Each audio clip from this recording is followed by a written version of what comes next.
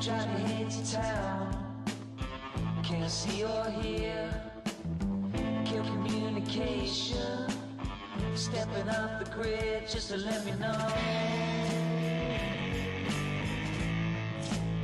Too many got my time.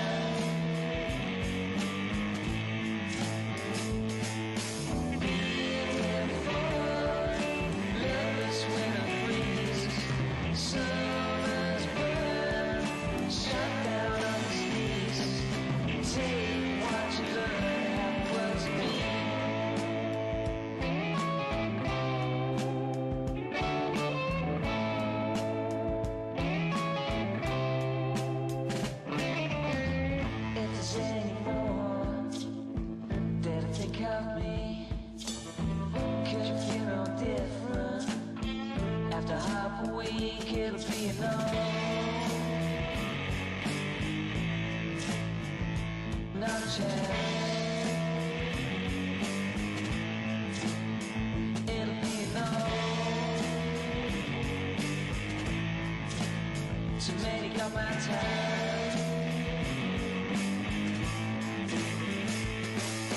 Feel lovers when I freeze.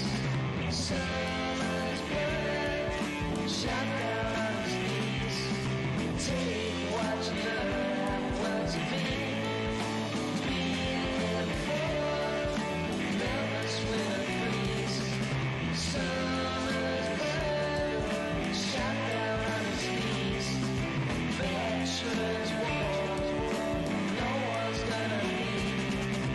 Take what you learn afterwards of me. Take what you learn afterwards of me. Words of me. Words of me.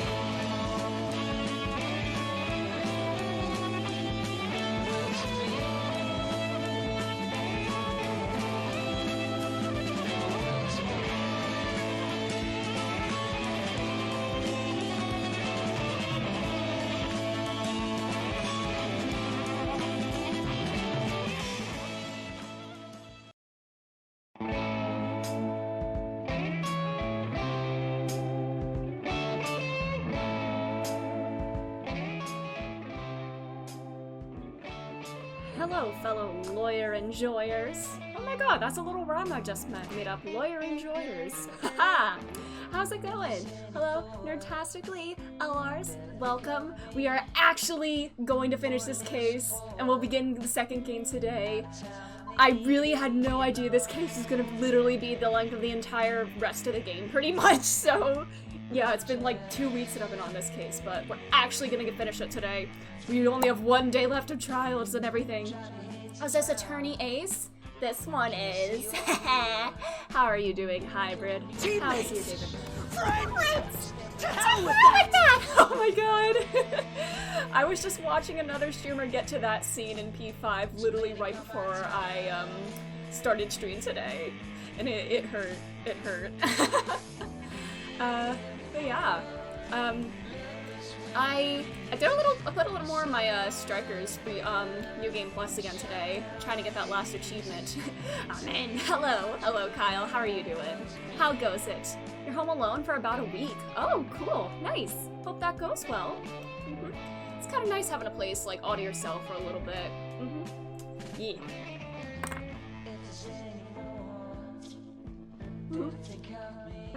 Can't wait to meet some of the new friends in Justice for All. I'm excited. I am very excited because I see a lot of characters on like the Steam page for this game that I have not yet met, and I'm very intrigued. I'm very curious to see who we all run into today. So let's get into it. Let's get into it. Just working on my Dr. Markey cosplay. Oh my god, that's so cool. That's great. I need to start thinking about who I want to cosplay for Tekko over the summer. I know it's still a bit of a ways away, but I definitely do want to do... I'm trying to think. I feel like I want to do some, like, Persona cosplay. I feel like I could do Kasumi or maybe even like Femme Joker. You know, like he has like the drag outfit that he wears like sometimes in like the manga. I kind of like that. You make a great Akechi. Okay. Alrighty. I don't know if I'd be able to pull him off, but if you think so, I might have to think about that. Man. When is he gonna leave my brain? When is he going to leave my brain? For real? For real? Yes, we for real are going to finish this case today. Oh yeah, also in the new Chainsaw Man chapter today, they said for real twice, and of course my brain had to, think of Ryuji. I can never think of the phrase for real without thinking of him for the rest of my life, probably. Anyways, we spent the last 10 minutes of the trial trying to rotate this vase into just the perfect angle, but now that we're done with that, we can actually continue. But yeah, Maya apparently saw the vase being yeeted! I know Joker's a P5 character. I keep thinking about Joker from DC, yeah. I used to be like that too. But now it's kind of like flip-flopped in my brain ever since I've played the game and the brain rot has not ended. If anything, it's only getting worse. It's only gotten worse. Anyways, the mysterious blue badger witnessed on the day of the crime was actually this vase. Alright, starting off with a little arguing from Mr. Edgeworth. Although we enjoyed Mr. Wright's dramatic performance, one question remains. What's your point? What, she saw the vase get thrown, or something. She saw the vase in the air. So that badger thing was actually just a jar. It was a vase, in particular, Edgeworth. Learn your receptacles. That doesn't change anything. I'm afraid that's where you're wrong, Mr. Edgeworth. You see, this changes everything! Indeed? Very well then. Please tell us, what's different now that we know the witness saw this jar?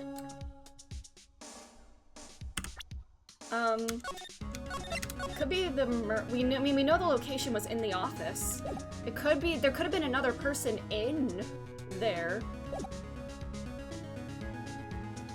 Probably the murderer, since Emma only saw the one person with the knife. She didn't see any other weapons, so this had to have been thrown by a third party. Allow me to take these in turn. At the moment of the murder, the witness saw this jar. At a very specific angle, I might add, Mr. Wright. Yes, well, knowing this, where could she have seen this jar? Where? The location of the jar is shown in a picture taken on the day of the crime. It's on a shelf in the office of Damon Gant. But the body was found lying near Lana Sky's desk. The witness testified so herself. Vases can be carried or thrown. It is these two facts that reveal what actually happened. You see, the struggle between Dark and Marshall did not take place in Lana Sky's office.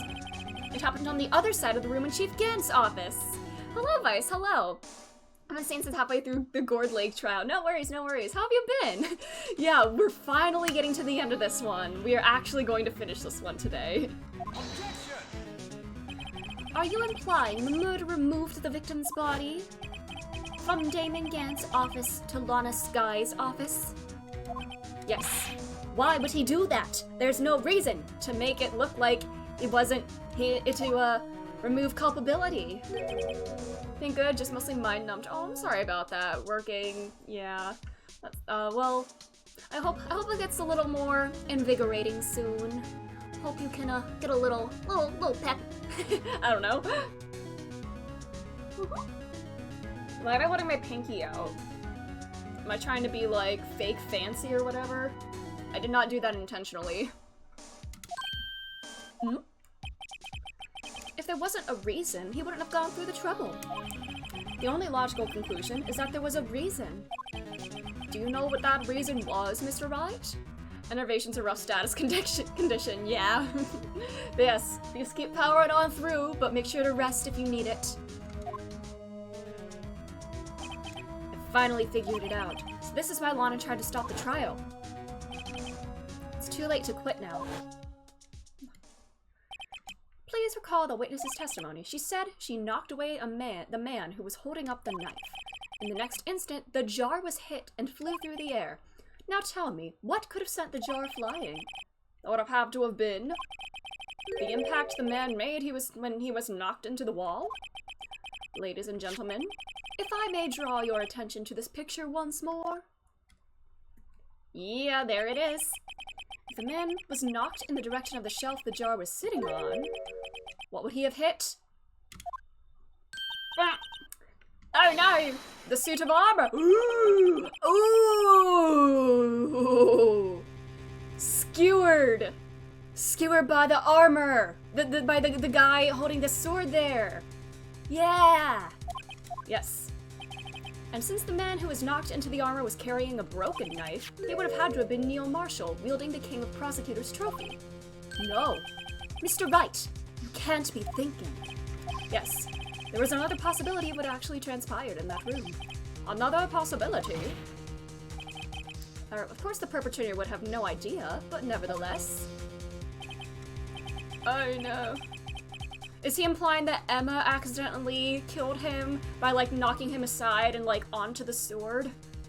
Oh no. Involuntary man's laughter?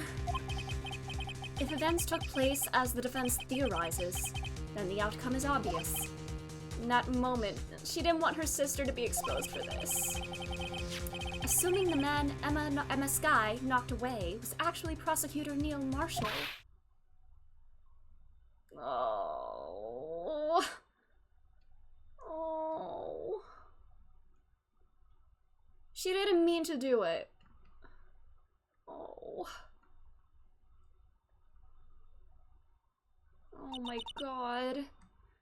You mean Mr. Marshall died because of me? Oh. No! My poor girl. Oh, oh no. No. Well, man.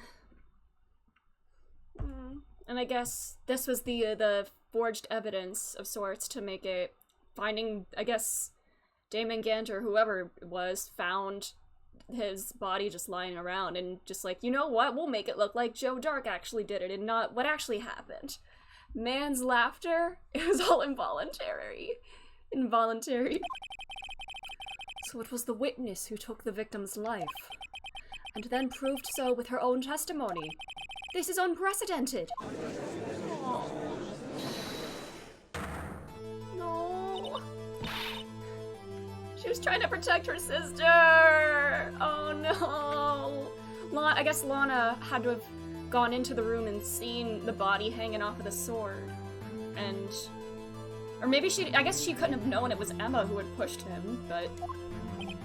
I'm sorry, Miss Skye, but given the circumstances. What does this case have in common with The Legend of Zelda? A Link to the Past? Joe Dark murdered Prosecutor Marshall. How can you think it was Emma? As a skyward sword. I see. I see. How can you think it was Emma? How dare you try to pin the crime on her? Imagine that coming from you. If you recall, it was you who admitted to forging evidence 2 years ago. The reason you moved Prosecutor Marshall's body was to keep anyone else from finding out about what Emma did, wasn't it? I assure you, Mr. Edgeworth, I have no idea what you're talking about. If you hope to have anyone believe your insane allegations, I'm afraid you're going to have proof. Tell me, do you have any conclusive evidence that proves my sister killed Neil Marshall? Is it gonna be the fabric? Was this fabric taken from his clothes or something? So it'll be difficult to prove this with evidence. If we don't have evidence, then we'll have to rely on testimony. I'm afraid that won't work in this case. Both parties involved in the incident are dead. You certainly can't get dead people to testify. This has all been a wild goose chase from the beginning. Smug Miles. Touché, Miss Skye.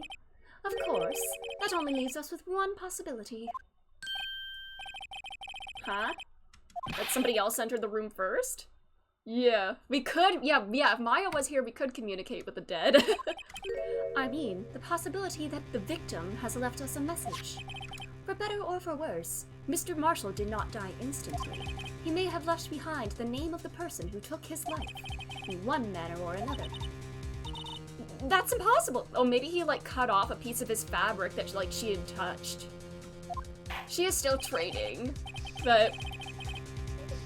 Well, Mr. Wright, this is the only possibility left to you. A message from the deceased. All I can think of is that all I can possibly think of it being would be this. Found in Chief Gan's office, bears Emma Sky's prints.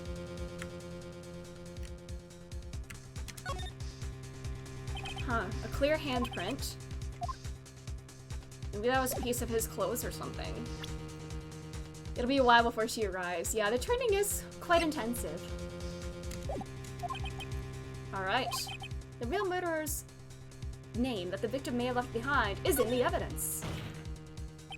This message from the deceased, is it already in our possession? Mr. Wright? Will you stop at nothing to prove I'm not calling her a murderer. It was an accident. Do you know leather or not to share? Do not be mistaken, Miss Sky. Our purpose is not to accuse Emma of any crime. There is only one thing we seek, the truth. No matter how painful it may be. Now then, Mr. Wright, please show me this evidence. This is the message from the deceased. Right. Now then. This is the message from the...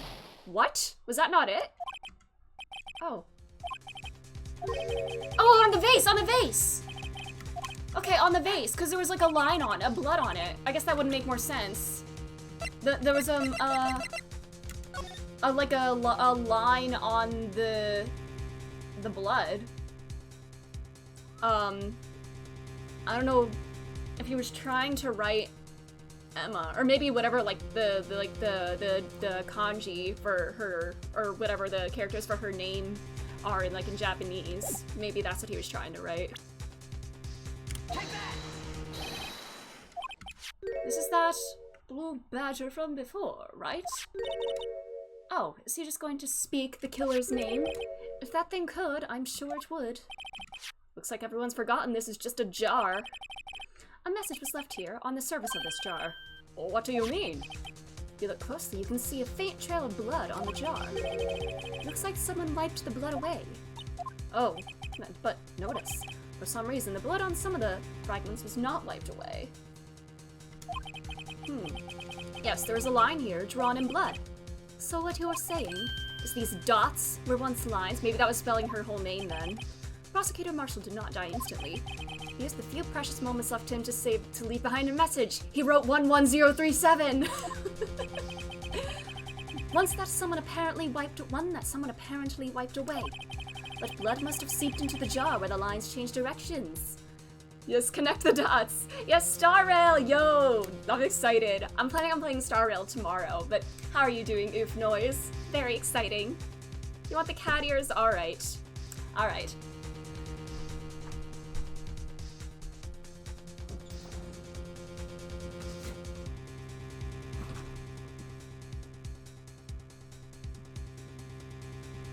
Alright.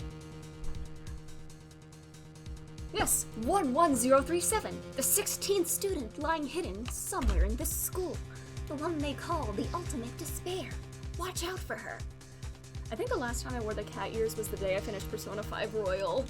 Oh. Because I remember just, like, sobbing while wearing these, like, on stream. Anyways. Precisely so. All we need to do is connect these points, and the victim's message will become apparent. No! Mr. Wright, what kind of message did the victim leave for us, Your Honor? I believe these bloodstains will reveal the answer. Ah, yeah, I see. E.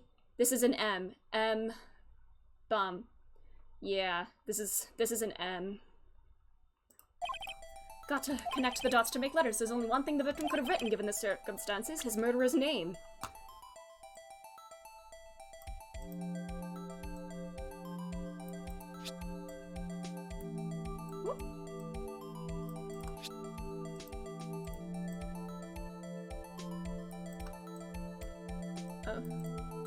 Can I make another, can I please make another, circle? Oh.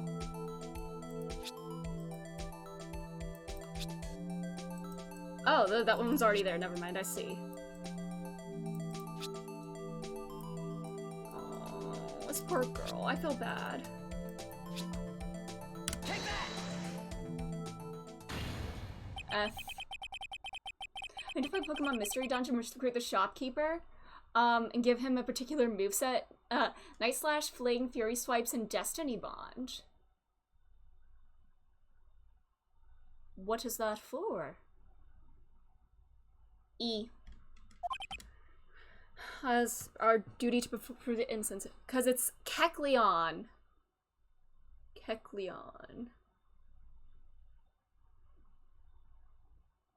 Do I not get it? Am I? Oh, is he the shopkeeper? Kecleon. Oh! I see, I see. Took me a minute. After all my efforts, I never thought it would turn out like this.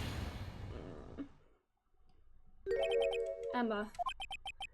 So this is the final message Prosecutor Marshall left behind.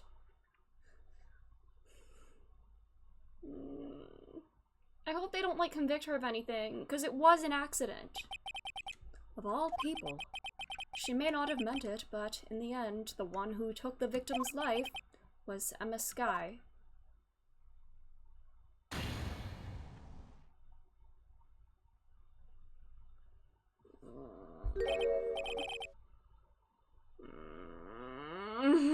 Fuck this guy.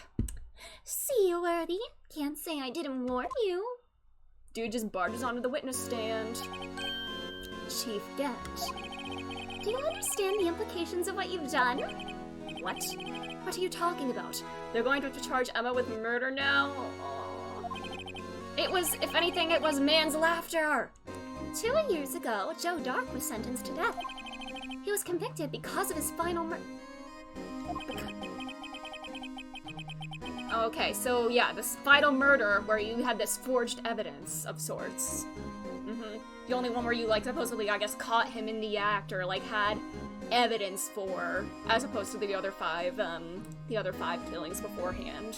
So now you're saying, yeah, we should have executed this 14-year-old girl! She would have been 14 at the time, but yeah.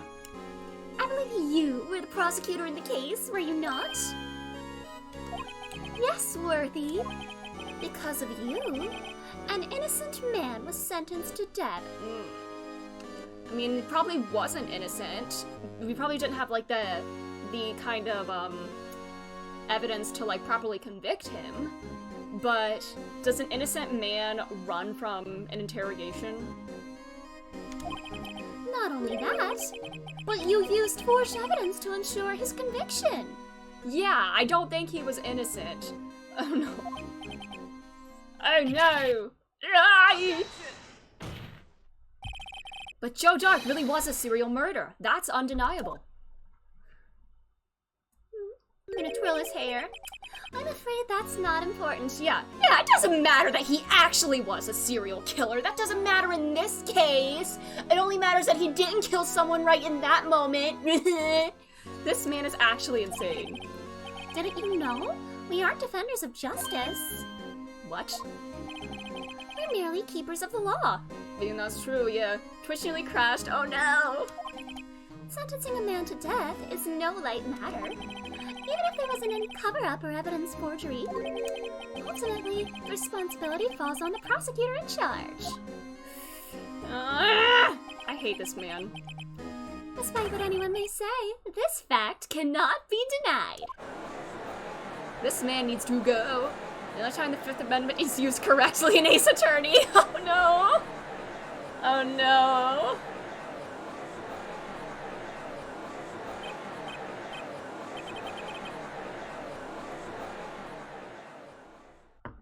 It is a dark matter. The gavel's pounding fell on deaf ears. Unable to settle the crowd, the judge declared a recess. Where this trial is headed, no one knows.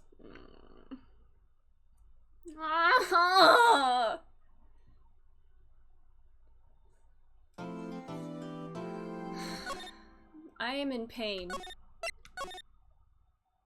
I am in pain.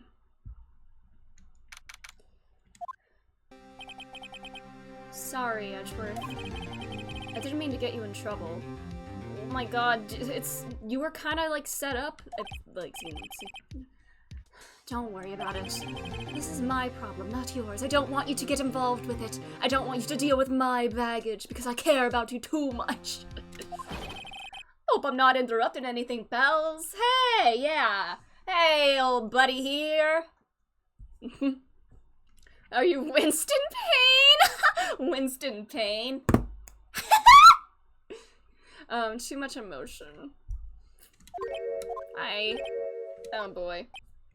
Oh, guess I am. I'll come back later. He's kind of giving me, like, Seuss vibes, like, from Gravity Falls. Like, just the kind of, like, silly dude who's just there to, like, do his job and everything. And he's little thick-headed, but he can be somewhat competent sometimes. But yeah, he reminds me of Seuss. It just kind of came to mind. Yeah, they were about to kiss. Come on, Gumshoe. Might be kind of homophobic, you know? Yes, Gumshoe, get out of there so they can make out. Oh no. What was it? You've got a lot of nerve, Belle. Making a detective run all around while on duty. And to top it off, you call me here. I've seen happier people at funerals. Take it, Lana's having you run errands again. I need a hug from Gumshoe. He definitely gives good hugs. Let me tell you, this is the last time, pal. Here, she asked me to give this to you if there was a break in today's trial. Evidence law. Edgeworth is talking about this. Phoenix, did you not study this stuff in law school?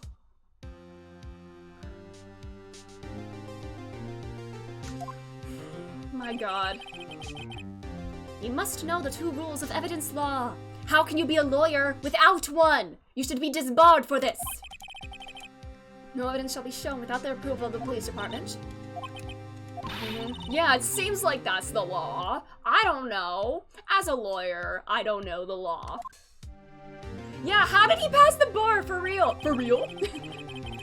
My chief prosecutor also wanted me to give you a message. A message? She said, if you're planning to take him on, you're gonna need this book. She means can't.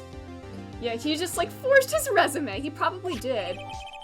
Man, really learned from Saul Goodman. They really are more alike. They really are more alike than we think. With the power of homosexuality. That's fair. Yeah. Yes, he was desperate enough to see his man again after all those years. Fueled by his love for Edgy Boy. Doesn't look like that book will do you any good now, though. All that's left now is the chief prosecutor's sentence. That's where you're wrong, detective. Huh? Haven't you figured it out yet? Why I'm still sitting in that prosecutor's seat, despite all these allegations being thrown at me? Mr. Edgeworth, the real trial today hasn't begun yet. Yeah, we've only talked about the case from 2 years ago. What? What else is there left to do? Your credibility's been all but ruined with this forged evidence you were unaware of. Emma Sky found out she unwittingly caused a man's death.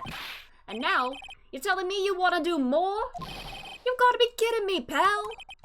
You're missing the point, detective. Lana didn't murder Detective Goodman. She told us, yeah, the body will be in your car, in Edgeworth's car. You have to carry it out. She merely stuck a knife into his dead body. That means the real killer is still out there. He is among us, even. What?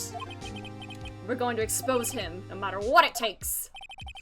This case has hurt too many people. It's time to bring it to an end. Oh, it switches to... The way it switches to edgy whenever it says his case has hurt so many people. Yes, we had a little Amogus moment. Alright, here we go. Court will now reconvene for the trial of Miss Lana Sky. Mr. Edgeworth? Yes, Your Honor? The Inquiry Committee is planning to impose harsh penalties for your actions. And here he's taking it all in stride. Thank you for the news, Your Honor. Yes, well, normally this is where the prosecution calls forth a witness. But, this isn't easy to say. you see, there's some concern that you, Mr. Edgeworth, may have, Struck a bargain? You think I may have manipulated the witnesses? I didn't say that. It's just, you see, everyone has been talking, and... Very well, Your Honor. I have a solution. A solution? Phoenix looking over to Edgeworth with his gay little thoughts. Yep. Yeah, this case really is an emotional roller coaster. I'm worried about what's gonna happen to Emma. It's horrible to, like, realize you, like, accidentally killed someone. I know it's probably a harsh way to put it, but even if it was an accident, I hope she doesn't get, like, any, like, harsh repercussions or, like, sentencing for it. I hope she's okay. That being the case, the prosecution will allow the defense to call forth all further witnesses. Yeah. What? But there's no precedent for what you're proposing. Aw, he's giving me a chance. Undeniably, this is an unusual arrangement, but a very effective one. To prove that I haven't struck any deals with the witnesses. Well, Mr. Wright? Yeah, go with it. Unbelievable. Edgeworth has found a way to continue the trial. He's so cool and smart and clever. I feel like Phoenix has just been falling harder and harder over, like, the past couple days of trials. No, I think even today, Miles gives absolutely zero fucks now. And, like, the entire trial that happened today, he's like, I don't care, I'm just gonna do things my way. Maybe the one... Not that he's taken a lesson out of, like, Von Karma's playbook. Like, he's not acting like he's, like, ruling the courtroom, but he's like, here's what we can do, maybe, you know? And, yeah, good for him. Very well. The defense accepts the prosecution's proposal. Then it's settled. The defense may now call forth the next witness. Mr. Wright, you do realize this is your last chance? You call the wrong witness. This trial is as good as over. Oh shit, I need to call forth somebody.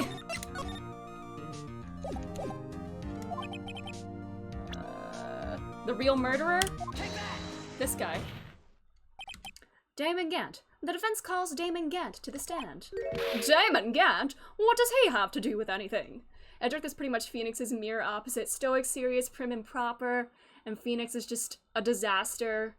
Although, Edgeworth's also a bit of a disaster. But he just is better at hiding it. Man, two sides of the same coin. To use a phrase that kind of gives me emotional damage from Persona 5 Royal.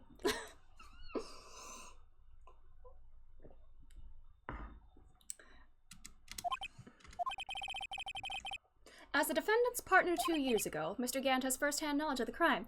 As you can't be serious! The red gay to Nick's blue gay. Indeed. We do love a little red and blue gay couple. I feel we should hear what he has to say about it. As luck would have it, he should still be in the courthouse. He would also be the least likely to have been manipulated by me in any way. Wouldn't you agree, Your Honor? True. All right, bailiff, please escort Mr. Gant to the stand. Why don't you call me back up here, Righto? You can't get anything out of me. Witness, please state your name and occupation. What is this, some kind of practical joke?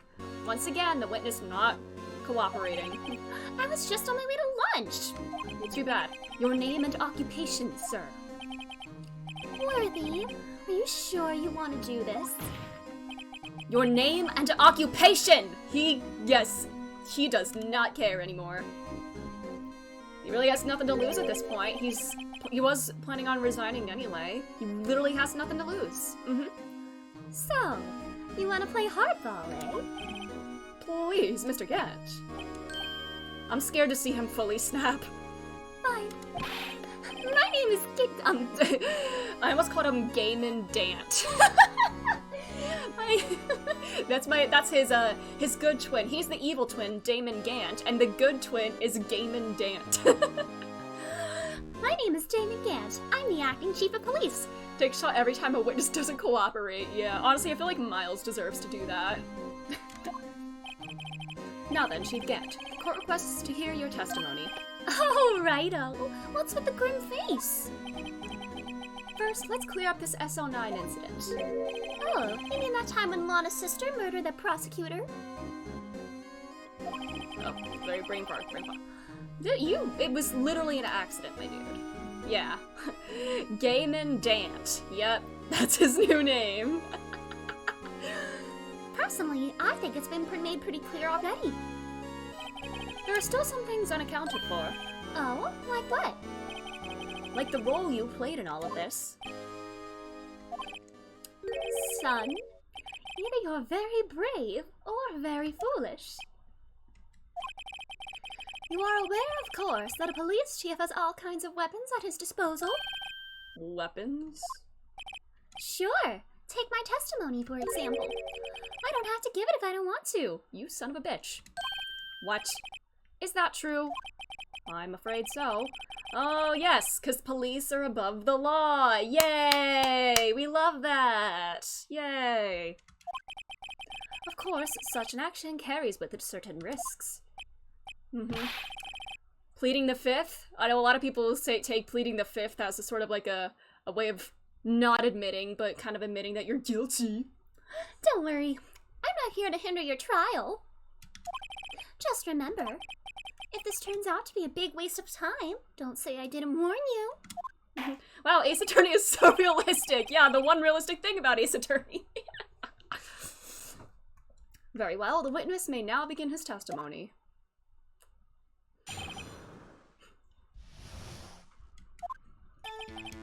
As I recall, Neil and I were questioning him that day. To make a long story short, he slipped up. That power outage didn't help either.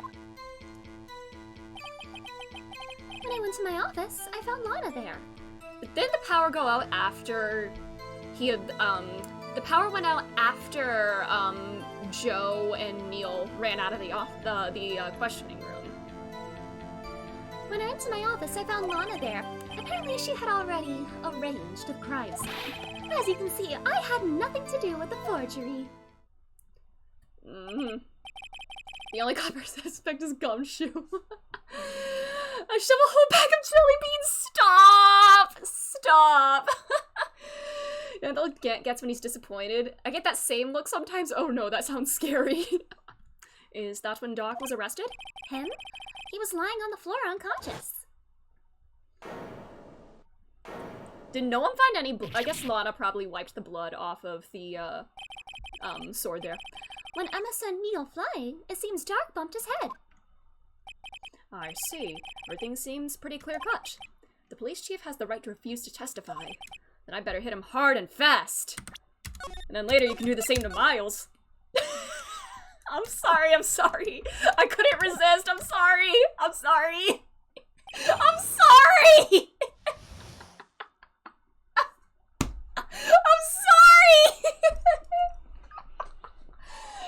I'm sorry. Anyways. You were questioning him that day. I'll press everything, cause you suck.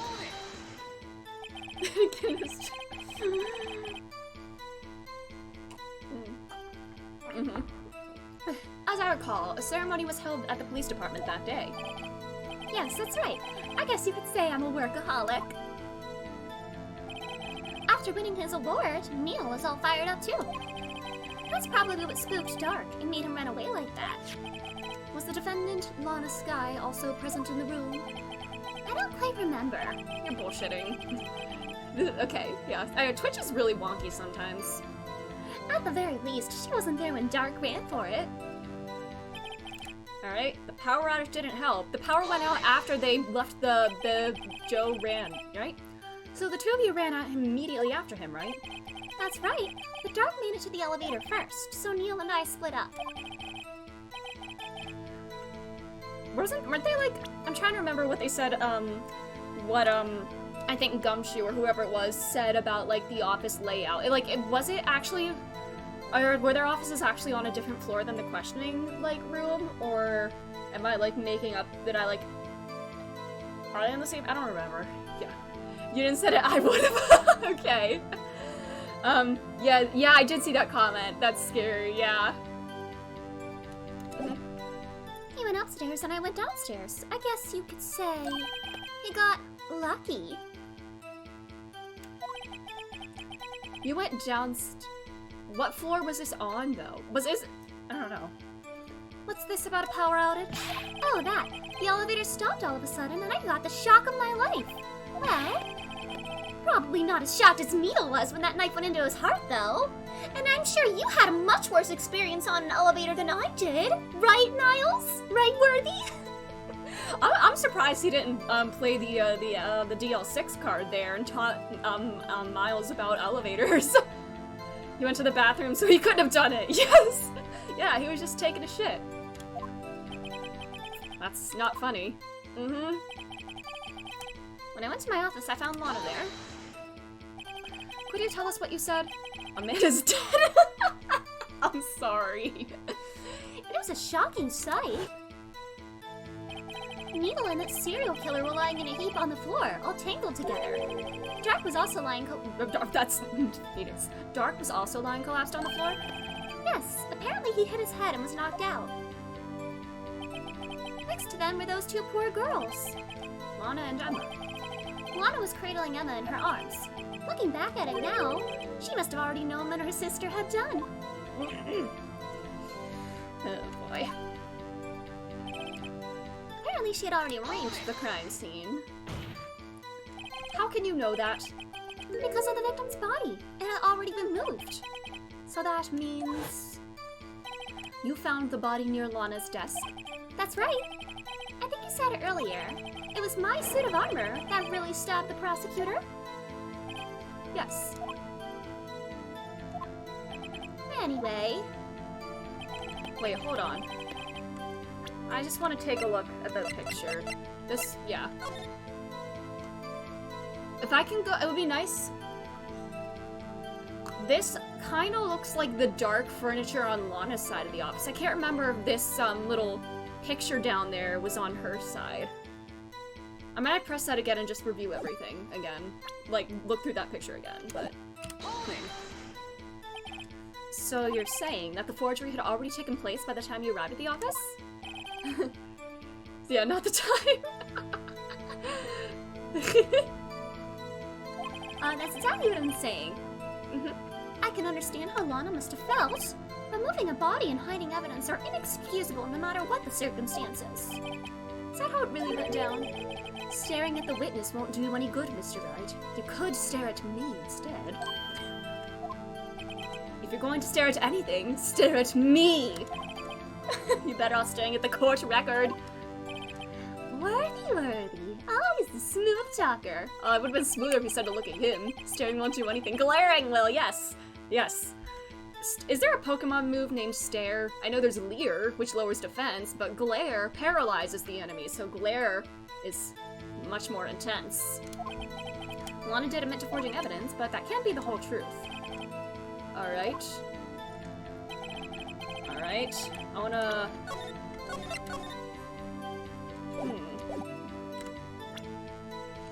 Something about him having... Oh, what does this say?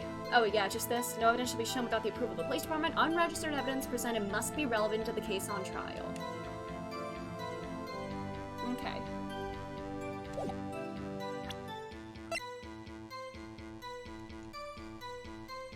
This does kind of look like the same fabric of his suit.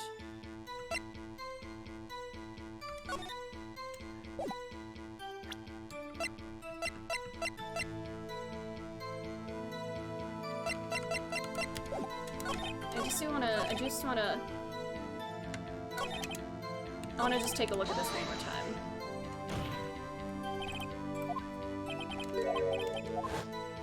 Okay, that is on his side of the office. I don't know why I might have messed up. Yeah, I saw that plate was there. Yeah. Something to link him to the forgery.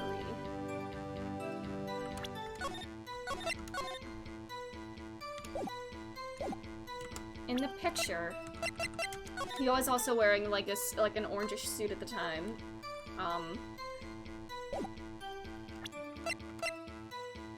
Could this have been? It does look a bit like faded, but I guess that happens to fabric over time. But usually in sunlight, and if it's been in the safe the whole time, I don't know.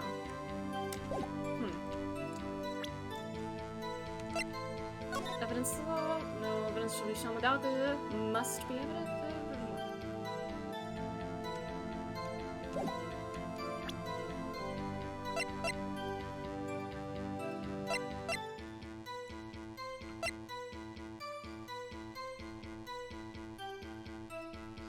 Well, after this, he did remove the sword part of that.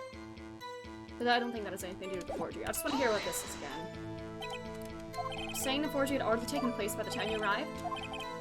Huh. No, he had to have given her orders somehow.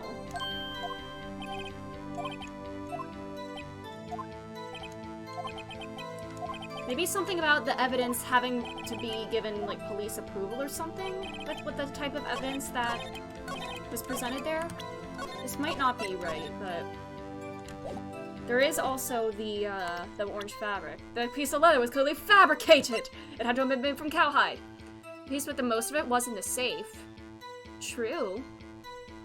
That's true. Haha, there we go. You claim it had nothing to do with the forgery, but I'm afraid that is a claim you cannot back up. Explain yourself. Several pieces of evidence were found in your office. Take this jar, for example. That's the blue badger you showed us earlier. A piece of this jar was discovered in your safe. Not only that, but the evidence list I presented earlier was actually found inside your desk. It was found where? You see, Chief Gant, these articles of evidence uncovered in your office are both concrete proof that you also played a part in the illegal investigation. Yee! Chief Gant, what is the meaning of this? Here's a defense attorney who may even rival Worthy. Yeah, we're rivals, all right. You're jealous? So you admit to it then that you were involved in the forgery? Who, me? Or do you mean you? You snooped in my office! Why would I have anything to do with that?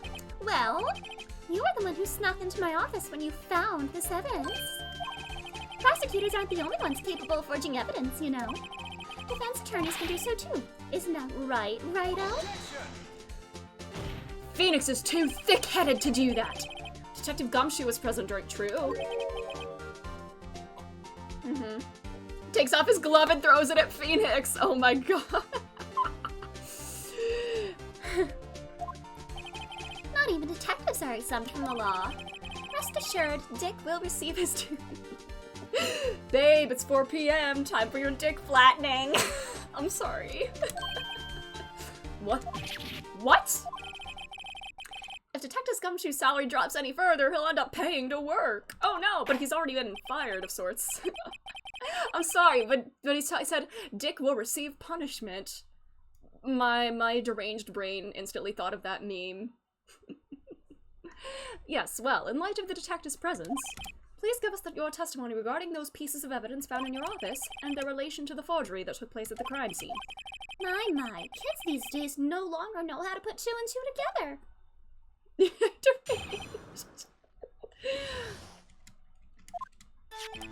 Let's see, what was it now? A jar fragment and a list? We also have the fabric. For all I know, you could have planted them in my office. Anyway, we can't prove when those pieces of evidence were discovered. If they were found after Drake was convicted, then they're worthless. There's no reason I participate in a forgery. Rearranging the crime scene wouldn't help me out in any way. You just wanted this case closed. So you say you're severed shortly? Oh no. Yes, Your Honor? When investigating the crime scene? Yeah. You should have been more careful to observe protocol. You do understand that I am the chief of police, right? There will be consequences. Oh. Indeed, I believe I will press charges, so you won't make the same mistake again. You're such a dick. In, like, the metaphorical sense, not in the name sense. My other homie, Dick Gumshoe, is a good guy, but, would you mind waiting until tomorrow for that? Today is a busy day. Alright, Aji. In return, though. I know. That place, right? Wait, did I say Drake again? Did I say Drake again? Oh my god! Joe Drake. Nice. What, are these guys telepathic? I did. God damn it. My god. Gant's persona is Mara. Stop! I mean, it's my least favorite persona in the game, and so naturally I guess it makes sense that it would go to this dude who's probably the worst. Not probably the worst, is the worst. You could have planted them in my office. They were found in your safe. I'd appreciate if you could stop making these ridiculous allegations. Yes, you do have a point. You wouldn't have the guts to do something like that. What? He's been convicted of murder. Oh no! It is the chariot? No, I think Nara is the Tower Arcana, actually. If I remember correctly. I'll have you know, back in the day, I once broke into a cattle ranch. Oh my god, Phoenix! Oh my god. You can't prove you didn't carry the evidence, can you? If you have proof to the contrary, you're going to need it later. Later? What are you talking about? What else? I'm talking about when Raito's prints are found. Yes, if they're found inside my safe, they will prove his investigation was illegal. You suck. You're a slime ball. Can't prove when they were discovered. What do you mean by that? This is all purely hypothetical, of course. But I suppose I did place those items in my safe. Such an act wouldn't necessarily constitute forgery. If concealing evidence found at a crime scene isn't forgery... I'm not through speaking yet, Rhino. It all depends on when the evidence was discovered. They found after Dark was convicted. They would have been worthless. Are you saying this jar fragment wasn't discovered in the initial investigation? It would appear not. After all, it wasn't listed in the evidence list. For all we know, it could have suddenly materialized the day after Dark was sentenced. Yes. Yeah, why are you gonna admit that he did a little B and E like that? Come on. Oh, wouldn't that be convenient, right? The chief is talking about a possibility. So long as you can't rule that out, your remarks, however clever they may be, will only succeed in wasting time. Tell me something I don't know. Come now, Rhino. Think about it. There's no reason I participated in forgery. You wanted this case closed, and you needed whatever evidence necessary for that. How can you look me in the eye and say that? Because I'm innocent. You're a liar! Remember? Who was it that murdered Neil? I'm not sure I can. Yeah, don't call her a murderer. It was an accident. Yeah, the person responsible for Mr. Marshall's unfortunate demise was Emma Skye. Well, now do you see? Rearranging. Really, Chief Gant? At the very least, there is one very large benefit you reaped from all this. His promotion! Oh, I wasn't aware. What is this benefit? His promotion! Chief of Police. Oh. The resolution of the SL9 incident secured your promotion to Chief. That in itself is sufficient motive. That's a good one! Huh? Do you really think I'm that incompetent? And I had to forge evidence to get promoted? Blah, blah, blah. Even without that case, I was already next in line to become the chief. The resolution of SL9 merely sped up the inevitable a little. Is that true, Edgeworth? Yes. He was going to be made chief anyway. He was killed by Stant. Yeah, I'm ready to see him snap. Hello, Spicy Chicken Sandwich, welcome. How are you doing? Be careful when pointing that finger, or you might wind up being the one pointed at. So that means there's only one possible motivation for you to commit forgery. If you didn't do it for yourself, then you did it for someone else. To get Lana moved over to the prosecutor's office? Don't be silly, Worthy. You know me better than that. You're doing okay. Glad to hear that. Glad to hear that. I'm doing all right as well. Finally finishing up this case. I've been on for a long time. Yeah. There are only 3 people I look out for. Me, myself, and I. Alright. Nice. There, it's out in the open now. So self-centered. Aji, would you mind if I changed my testimony a little? By all means, please do. I wouldn't be anyone's accomplice if there was nothing in it for me. Nothing in it for you? Sorry, but the only person I care about is yours truly. That girl, Lana's little sister, was it? If you think I felt sorry for her, you better think again. This dude needs to be gone. You're right, you don't feel sorry for anyone. Be tough on crime and tough on people. That's how I was raised. You seem to be lax enough on yourself, though. Yeah, you're the exception to the rule. Yeah, the $50! Did you ever give Gumshoe those $50? You said you loaned me $20 earlier. Oh, that's a good one, Worthy. Could there have been something in it for him? Would he have helped out someone out? Alright, before I do this, I actually have to pee. I'm very sorry, I have to pee. I will return in a minute. I am very sorry. I cannot wait any longer.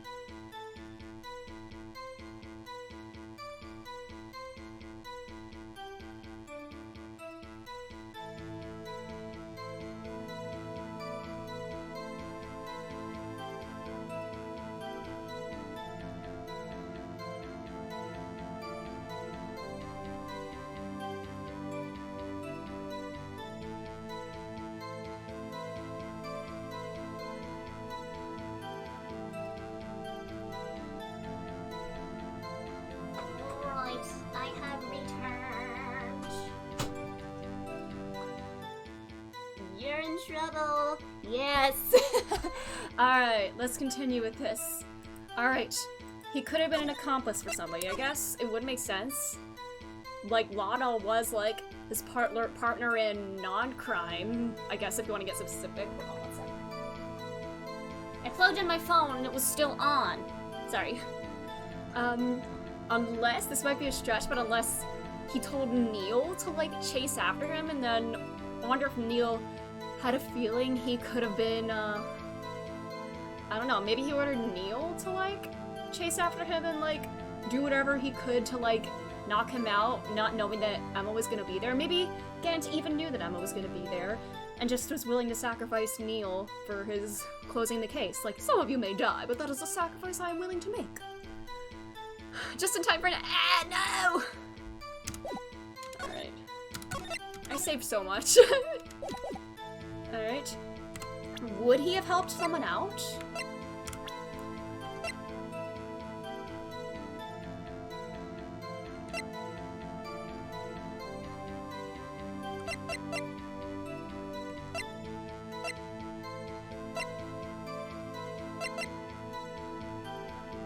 Would he have been an accomplice to, I guess, Lana? Really would make the only one that makes sense, but we'll say, you might not help out anyone for their sake, but it would benefit you. You might decide to assist someone. Mr. Wright, it appears you're positively determined to portray the chief as a nice man who likes to lend people a hand. That's not what I mean. He's definitely not that. Who could have benefited from Gant getting rid of this man? Could have benefited from Gant killing Neil. Who is this person you believe Gant may have helped forge evidence? I mean, Lana also got promoted at the time. Take that! Chief Prosecutor Lana Skye, the defendant? Because she also got moved over to the prosecutor's side. I believe it's quite obvious in light of the circumstances. Emma Skye fell victim to an unfortunate series of events, and yeah, she didn't want her sister to be, like, convicted of murder or anything like that. Yeah, who would want to help her more than her own sister, Lana? And as for Chief Gant, he would also have a reason to help Lana if she asked him to. That reason, of course, is self-profit. Self-profit? What do you mean? After the SL9 incident was resolved, Lana Sky was appointed chief prosecutor at the prosecutor's office. He has a little somebody there. The person who arranged this job change was you, Chief Gant. How would he profit from all this? So he could have a pawn in the prosecutor's office as well as having some power in the police department, you know? He foresaw his own future self-profit! Ha ha ha! He would be able to use the chief prosecutor as his puppet, yes. Essentially, he would acquire unchecked authority over all investigations. Do you mean to tell me that despite the she's formidable appearance, he... Oh my god, Judgy.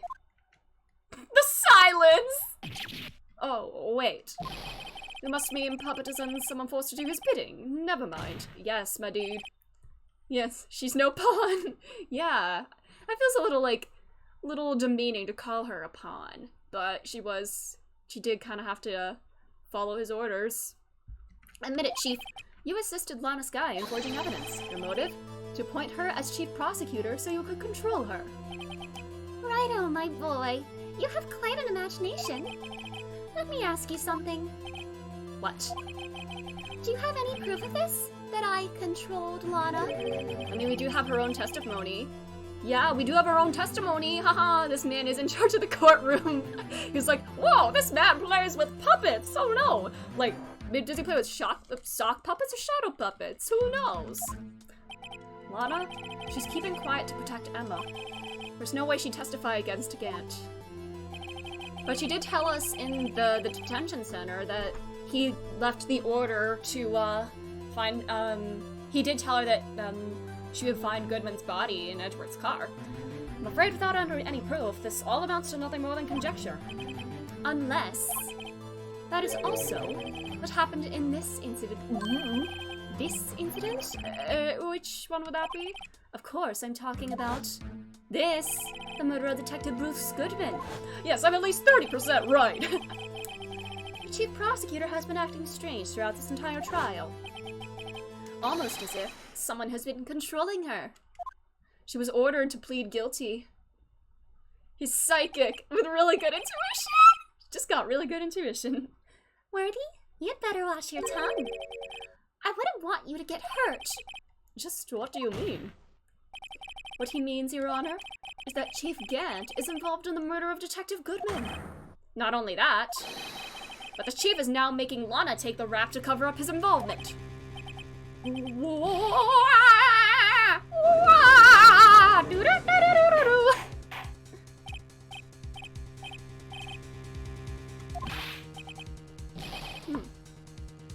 Mr. Wright, you can't be serious. Oh, but I am, Judge.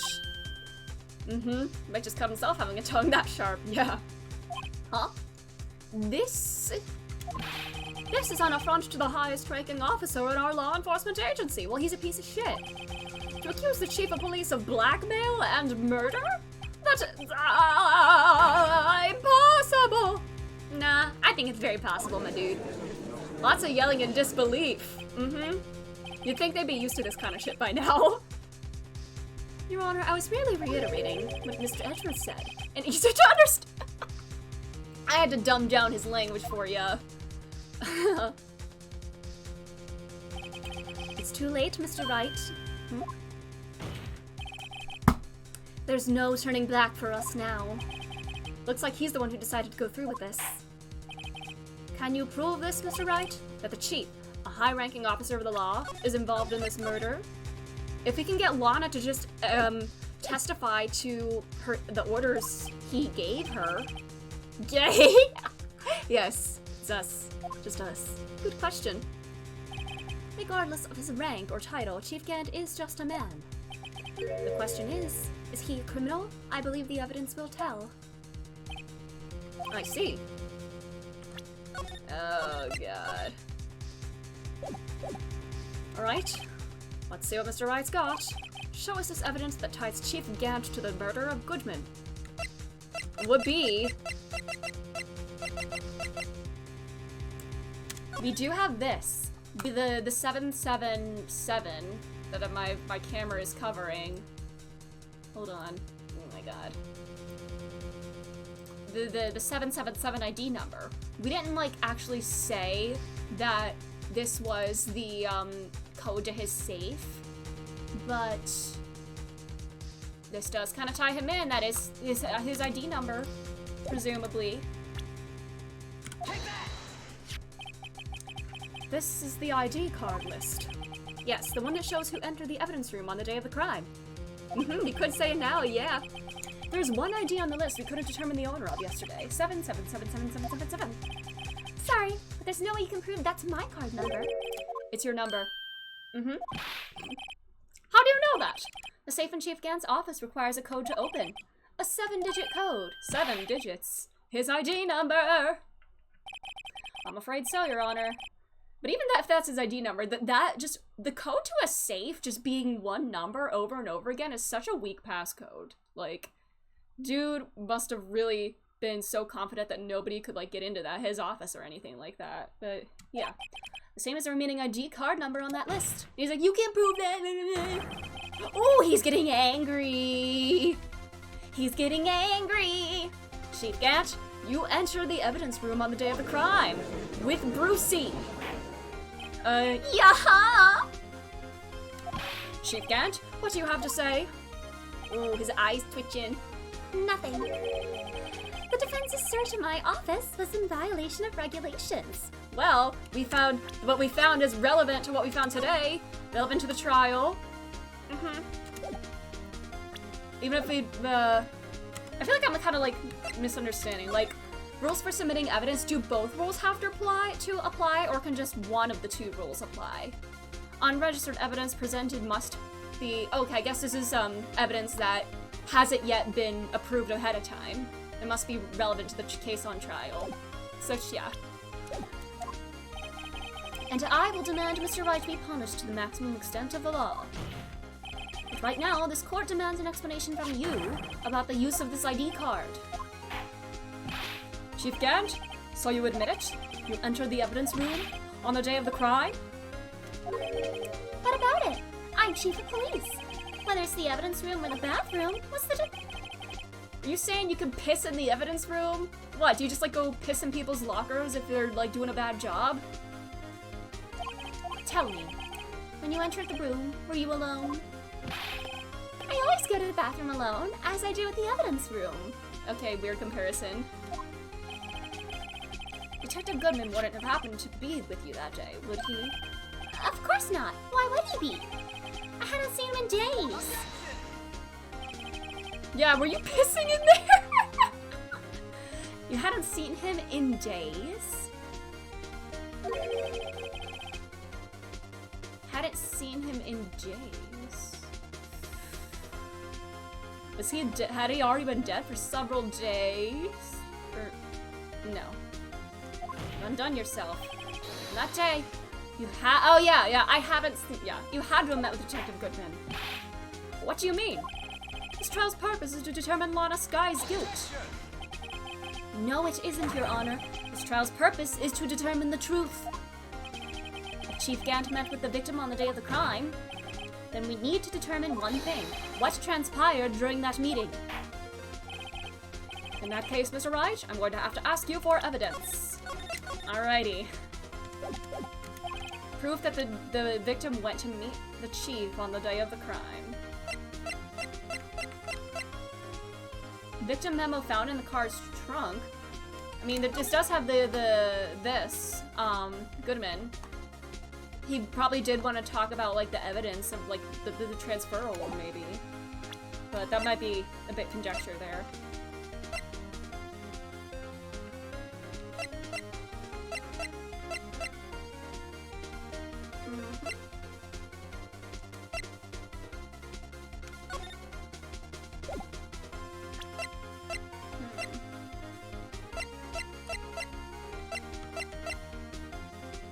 Proof that on the day of the crime.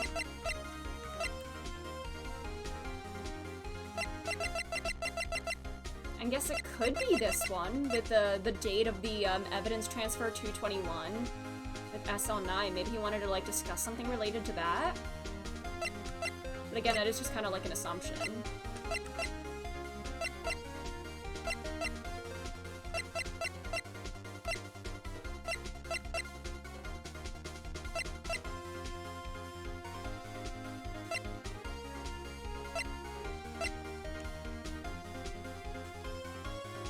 evidence from a past case of Edgeworth. That's no.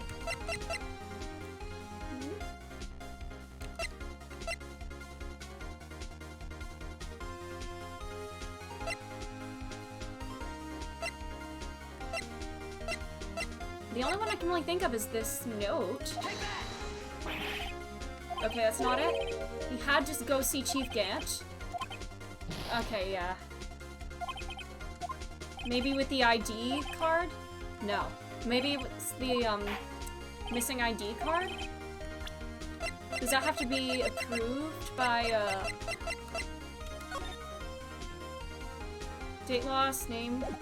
No, that was incomplete. Can only be submitted to Chief of Police! Yeah, there we go, there we go. Detective Goodman lost his ID card on the day of the crime. Or to be more accurate, Jake Marshall stole it. So Detective Goodman filed out a lost item report. You'd have had to give that report to the Chief of Police.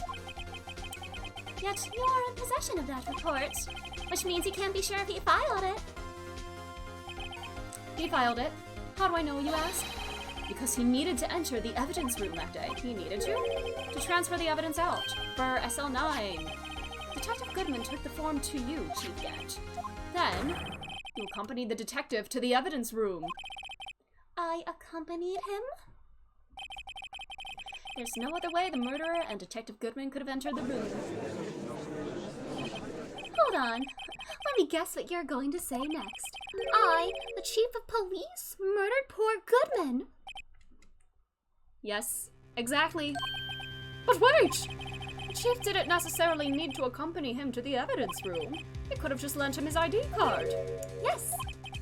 Now that you mention it, I believe I might have done something of the sort. Sorry, but that's not possible. According to the record, your card was only used once. Yet you showed us your card earlier. If you had really lent it to Detective Goodman, it would have been found on his body. Mm-hmm. Ooh, what was that? Chief Gant, you didn't! The murder was most likely a spur-of-the-moment crime, for no one in their right mind would choose the police department as a place to commit murder. After the murder, you contacted Lana at the prosecutor's office. Why? To dispose of Detective Goodman's body, of course. Yeah, what was that? Dude, like, got struck by lightning or something. Yep, there's our witness breakdown. You're forgetting, Mr. Wright, that the victim's body was discovered in the prosecutor's office parking lot. How did he manage to move it there? He had Lana do the dirty work. Or no, you said Lana would find the body in the car. I was at the police department the entire day, you know. And everyone's aware that Lana stayed at the prosecutor's office after the ceremony. Everyone except me, it seems. Still, you're the chief of police. You have an entire police force at your disposal. Yeah, you could get people to look the other way if they had to transfer something. Oh, so you think I just ordered an officer to do it? Hey, you, take this here dead body over to the prosecutor's office. I don't think so. Chief Gant, you left all the evidence we need to prove how you moved the body to the prosecutor's office. That was just a useless clue taking up space. How was the body moved? A useless clue taking up space. How could the chief have moved to the body? How?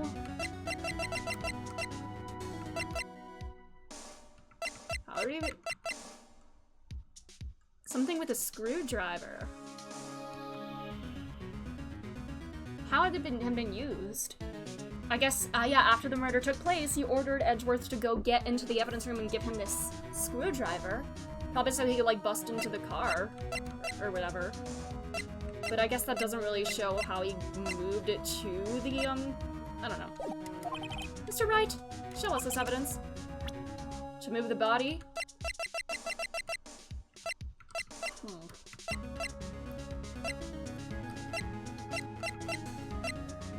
How would he use a screwdriver by doing it? Yeah, if he didn't bring it to the office, how would it have got? Edgeworth was at the prosecutor's office. Oh yeah, because I was thinking yesterday, the body had to have been in his car the whole time he drove to, no, at the police department. His car was at the police department at the time. And he broke into his car, dumped the body in there, and then Edgeworth drove to the prosecutor's office with a dead body in his car while he was none the wiser. That's how he did it. What's that? A screwdriver? But what does that have to do with this case? Mr. Edgeworth, think back to the day of the crime. What is the screwdriver doing over here? It's here because... Oh no, yeah! He broke into your car to dump a dead body in there! I was asked to go by Chief Gant, no less. He told me he wanted to keep it here in the prosecutor's office. In any case, on the day of the stabbings, I brought this back here. After the ceremony ended that day, I didn't plan to return to the prosecutor's office. But you did, because Chief Gant asked you to. You mean, The body was found in the trunk of Mr. Edgeworth's car. Oh, that's so morbid. I think it's obvious what happened. The body was moved by that car. Detective Goodman's body was carried in the trunk of Mr. Edgeworth's car? Yes. Unless, of course, you have another explanation, Chief? Why else would you have asked Mr. Edgeworth to transport evidence from a closed case? He needed an excuse for him to go to the prosecutor's office. To Lana, yeah.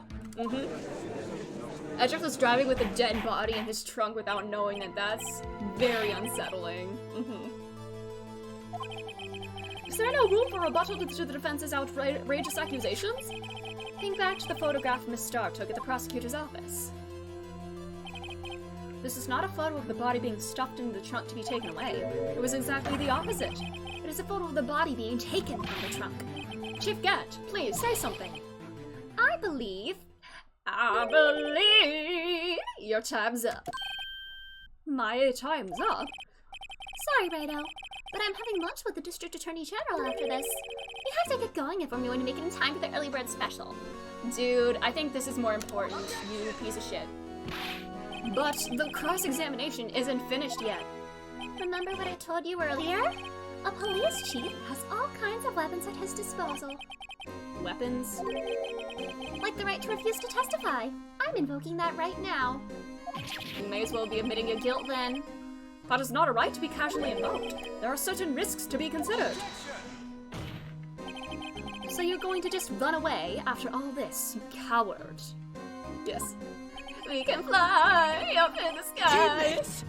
Friends! To hell To with hell that! with that! Run away? Don't make me laugh, Worthy. Ganted, he's going to do the power. He's got the power to do as he chooses. Indeed. I stabbed old Goodman. That's what you're saying, right? But if you had any conclusive evidence, you would have presented it by now. Well, You think I had Lana dispose of the body? If so, then show your proof and get it over with. We do have the phone call, or she said, yes. Yeah, he said, I stabbed old Goodman! I'll say it again, Mr. Wright. Damon Gant is the current chief of police. This court will not tolerate any accusations against him without concrete proof. We do have Lana's testimony, but can we get her up here? Your Honor, do you have any concrete proof? Yes. Who needs others when you can do it all by yourself? Proof that Chief Gant murdered Detective Goodman and made Miss Skye dispose of his body? I don't think I have any concrete proof of that. Unless... Can we look back onto other previous phone calls on here? The word muffler was overheard. Yeah, about the immune in there. Yeah. Can't we look through her call log and see if there was a call from Gant? If he'd acted alone, he would have gotten away, yeah.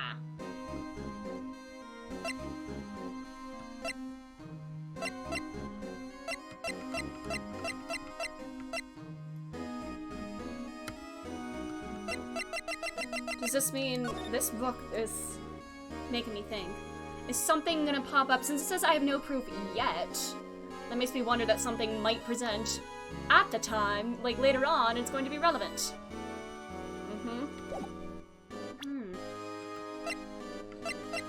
Yeah, this doesn't specifically say that we can look through the other call logs after, or the ones from before the 518 call. Being exhausted at the moment. That's fair, that's fair. Huh, do I have any? I really don't know if I do. This is my concrete proof, my pineapple badge!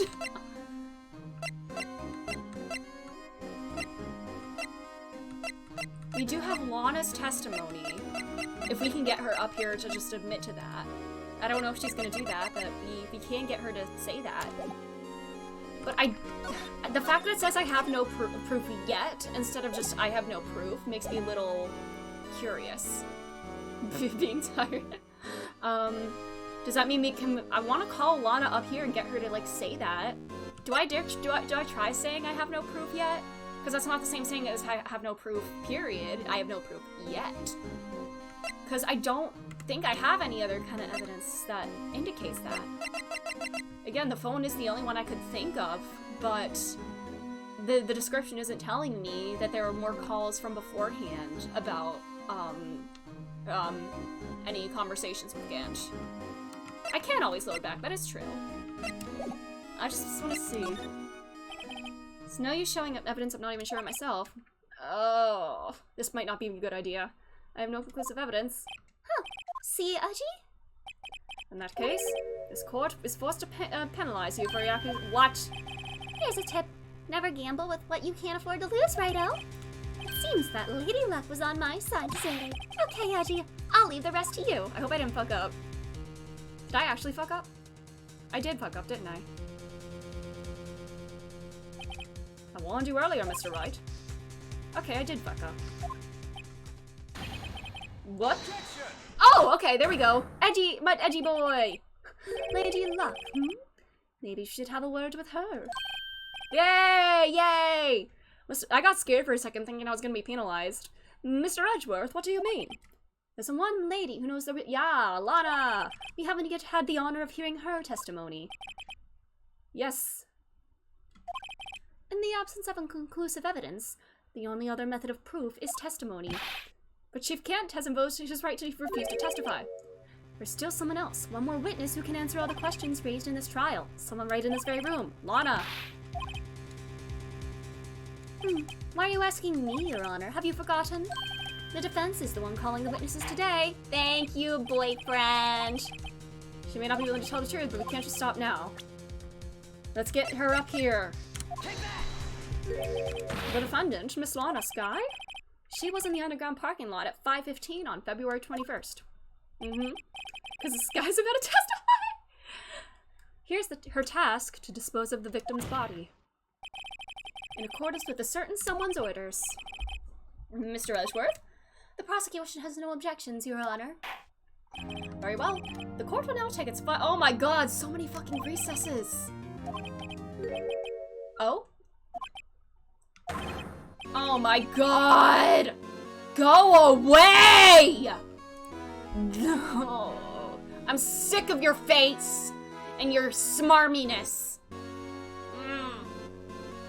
Thought you were going to eat. Yeah, he'll do anything to keep Lana from going on the stand and admitting what he told her to do. Listen good, Lana. He's talking to Lana. Uh-oh. I don't think you need to tell me to tell you this, but if you accept Mr. Wright's claims, there will be terrible consequences. But what if we prove his guilt and he gets arrested for murder and everything like that, you know? He gets sentenced for murder. If we can prove his guilt, then he'll be out of a job and she won't have to deal with that, you know? Well, maybe being an accomplice to a murder is gonna have some consequences, but no. You're gonna be in jail after this, my dude, because we're gonna prove you guilty. That's right. Your sister will be found guilty for Neil Marshall's murder. You son of a bitch. Quit your shit salad. This isn't good. Of course, you never support such outrageous claims anyway, right? Just something to think about. Alright then. I've got a lunch date to meet. A date? With the district attorney? We've got business to attend to. If there aren't any further objections, this court is now in recess. Alright, we need to get her on the stand.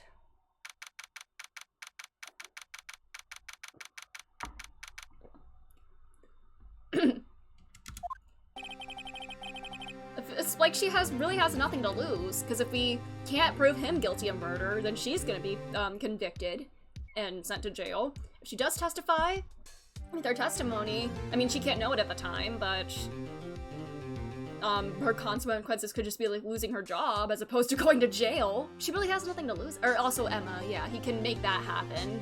But we can prove him guilty. He can get Emma sentenced. That's also true. I forgot about that. I forgot about that. Because he is a stinky, smarmy man who will sentence a 14-year-old girl for murder because of a complete accident, just because he has a grudge against her sister, or has a score to settle. Looks like we managed to— yes, we're a team here! Teammates, friends, to hell with that! We're boyfriends! We're more than teammates and friends! We really are working together on this. Aww. This would be heartwarming if not for the high stakes of all this. Anything else after that if Gans felt not guilty? Yeah. But yeah, I mean, if we can't prove him guilty, then she would be found guilty then, because we can't prove we don't have any other suspects, so, yeah. Yeah. Thanks to your help, Edgeworth. Aww. Aww. Ooh, steak, just like old Gumshoe here. That chief. He's something else, eh, fellas? Detective Gumshoe. I'm not a detective anymore. Oh, you will be after this. It'll be fine. Don't worry. I already decided where to work now. Your name is Dick Gumshoe. Your name is Detective. You have to be a detective. And you're— wait! Huh? Wait, what? Sure. I'll take the place of that top-knotted girl you used to work with. Aw, Maya. What, you want to be my assistant? Aw, that's kind of sweet to think that he would want to keep working with me. We do have that leather, true. Yes, we do have that leather. Still, looks like we're all out of moves now. Yes, new assistant! Chief Gant's done it again. How is it he always has the upper hand? It's not fair he has the right to refuse to testify. Settle down, Wright. Remember what the judge said. That is not a right to be casually invoked. There are certain risks to be considered.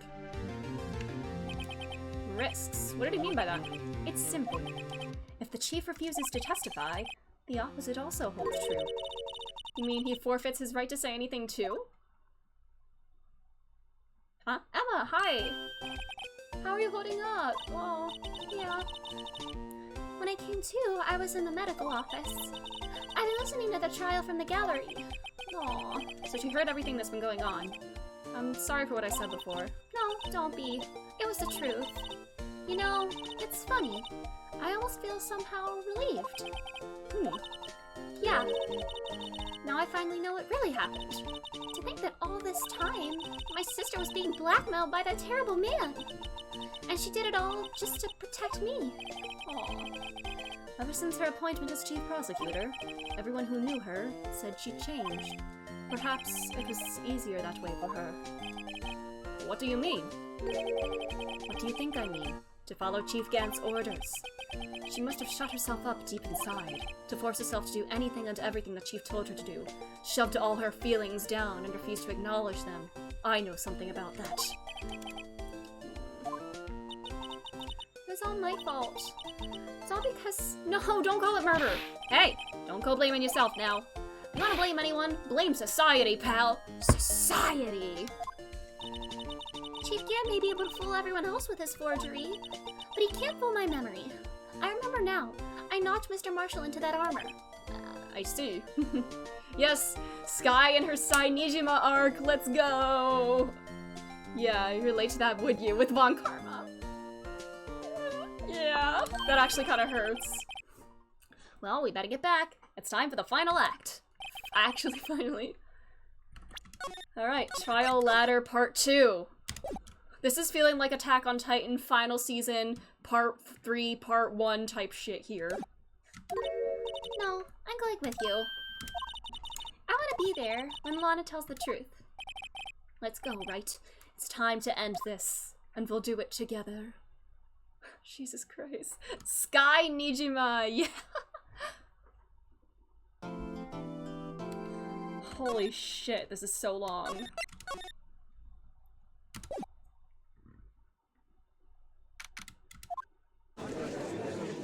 Alright, I've got my little partner here again. My partner in solving crimes. Alright. Is she gonna take a stand? Yep, there we go.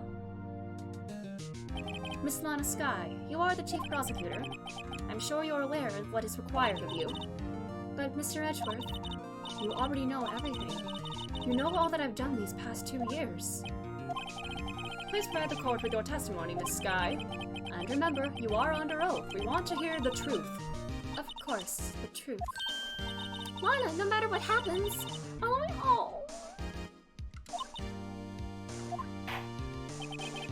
Now then, your testimony, if you will. First, tell us about your relationship with Chief Gant. Everything hinges on your testimony. You can do this. Yes, Winds of Fate, let's go! So we roll the dice! I worked alongside Gant for years. There's no truth to this blackmail theory.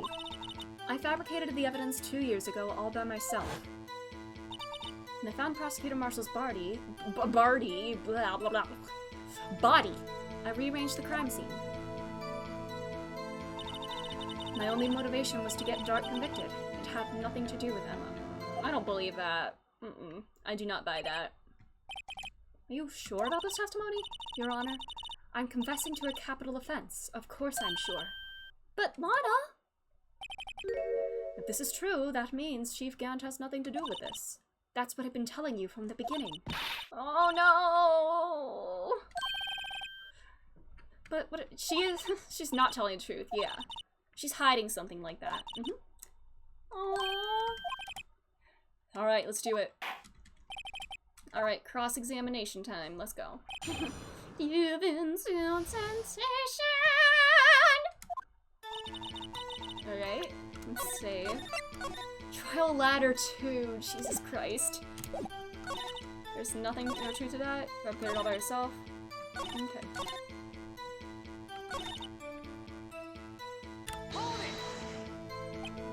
Did you do so to help your sister? Joe Dark was a serial killer. My sister almost became his last victim that day. I didn't want that incident to ruin her life. What she did was justifiable self-defense. She wouldn't have been charged with anything. That's not the point. She was traumatized that day, all because of that creep. That's why I couldn't forgive him. Oh no. So that's why you fabricated the evidence 2 years ago? Found his body. You say you did this all by yourself? Yes. Would you mind telling us what you found when you arrived at the crime scene? It seems I was the first person to discover the scene.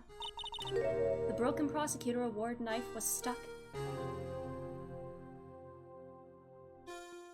The Prosecutor Award knife was in the body. Okay. As opposed to the, yeah. She's saying that the Prosecutor Award knife was in there, but this knife was the one that they claimed was the conclusive evidence because a tip from it was found in the body. So why is she saying this knife was why is she saying it was the Prosecutor Award knife? That's only a situation you dreamed was possible. Reality is, it wasn't my sister who took the prosecutor's life. Fantasize all you want, Wright, but I'll never change this statement. Me and Prosecutor Marshall wound up being killed by Dark. And it was a halberd on the award, yeah. If that is so, what happened to the other murder weapon? Dark was carrying a switchblade knife. Oh. That was lying on the floor a little distance away. It was probably knocked away in the struggle. No! That's not true. So when you found a scene like this, what did you do? After all, this is what everything boils down to. Okay. You broke off the tip.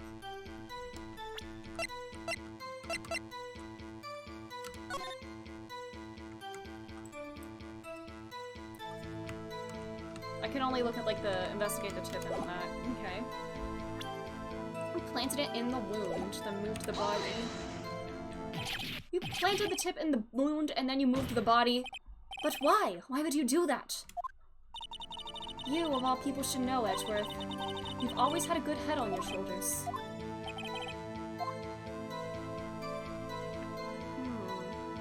Why did you move the body? Yeah, if it wasn't on, if you claim it was on, if you claim that it wasn't on the sword, then what reason would you have to move it? Which is where you deduced it was, by Chief Gan's desk. But the body was found by your desk. Why did you move it there? The reason for that is simple. Alright. The reason she moved the body... The pieces of the jar that shattered during the events threatened my plan. What do you mean by that, girl? The one that said Emma? That wretched jar you showed us earlier. In order to show that Dark committed the crime, I felt it would be more expedient to move the body. So when you first found the body, the jar was already... Of course, it had been shattered to pieces. If you looked at the crime scene, it would be clear right away what happened.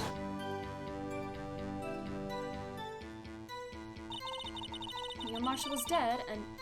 No, wait, hold on a second.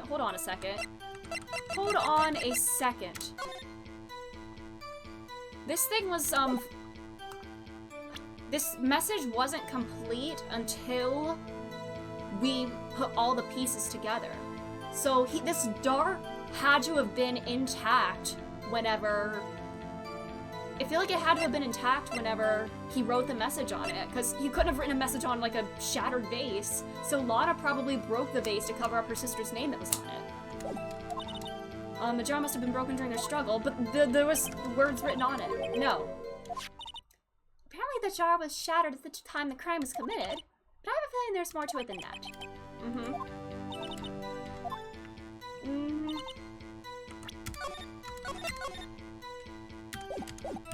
The pieces were shattered during the events. The pieces that shattered... I don't know, it might be one of these two. I just want to hear what happens if I press this one, but I feel like this could be the right thing. Because how could he have written a message on a shattered vase? Shattered during the events. No, I'm gonna try this. How could he have... Yeah, how could he have written the message if the vase was already shattered? Miss Sky, I understand how you feel. You committed that crime 2 years ago to protect your sister. You mean the forgery at the scene where Neil Marshall was murdered? The truth to be exposed now, the past 2 years of your life, will have been in vain. Even so, I am compelled to bring to everyone's attention a significant contradiction within your testimony. A contradiction in my testimony? You testified, and I quote, "Pieces of the jar that shattered during the events threatened my plan." That's right. Do you have a problem with that? It's a simple oversight, really. You see, a message was written on this jar with the victim's blood. Yes, the prosecutor must have written it in his final moments. But the jar had to have been intact at the time. In order for the victim to be able to write his message on the jar, it must not yet have been broken before he died. Ooh, gotcha. He couldn't have written Emma's name on a shattered jar.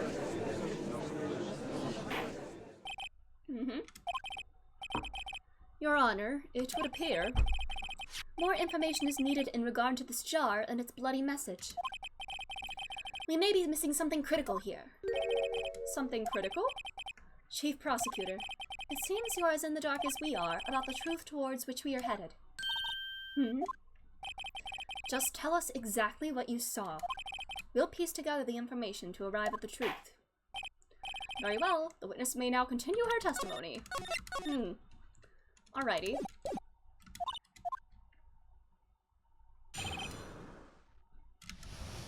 What do you have to say about this?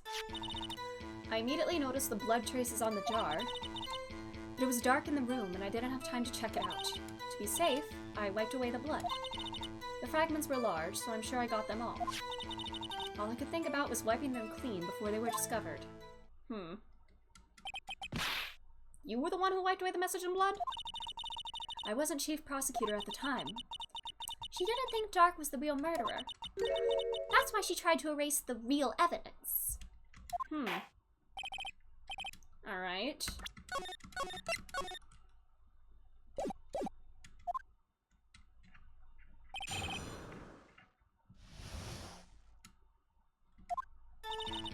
Yeah, blood traces pieces on the jar.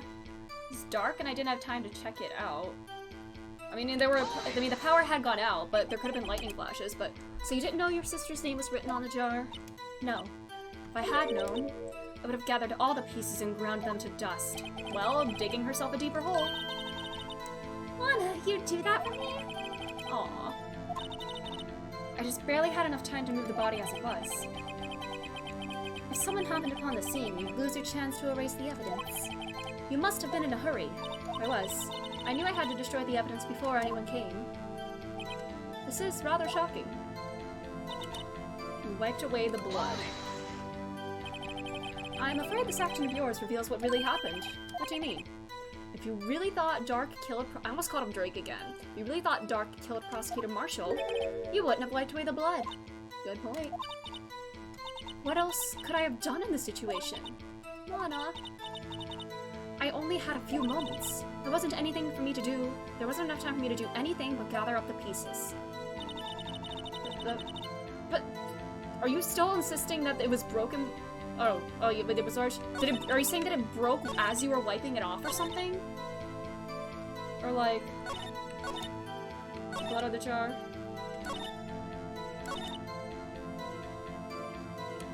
Well, you didn't get them all because you found the one in the safe. How could you see with the power out? It should have been pitch black in that office. A detective is always prepared, Mr. Wright. But now I always carry a pocket light and a camera with me. Even I carry a bottle of emergency luminol wherever I go. Yep, never hurts to have some blood detecting fluid. You got every last piece? Nah, there was one in the safe. Wiping them clean before they were discovered. So you illegally rearranged the crime scene? Yes, I don't have any excuse for my actions. It's not too late. Alright. No doubt this day will leave a permanent stain on the history of the prosecutor's office. Huh. Yeah.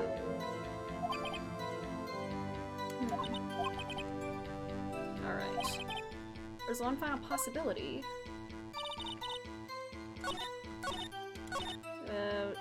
You didn't get them all, because one was found in, or... Unless, no. If you were the first one who grabbed the scene, all the pieces would have been there. But...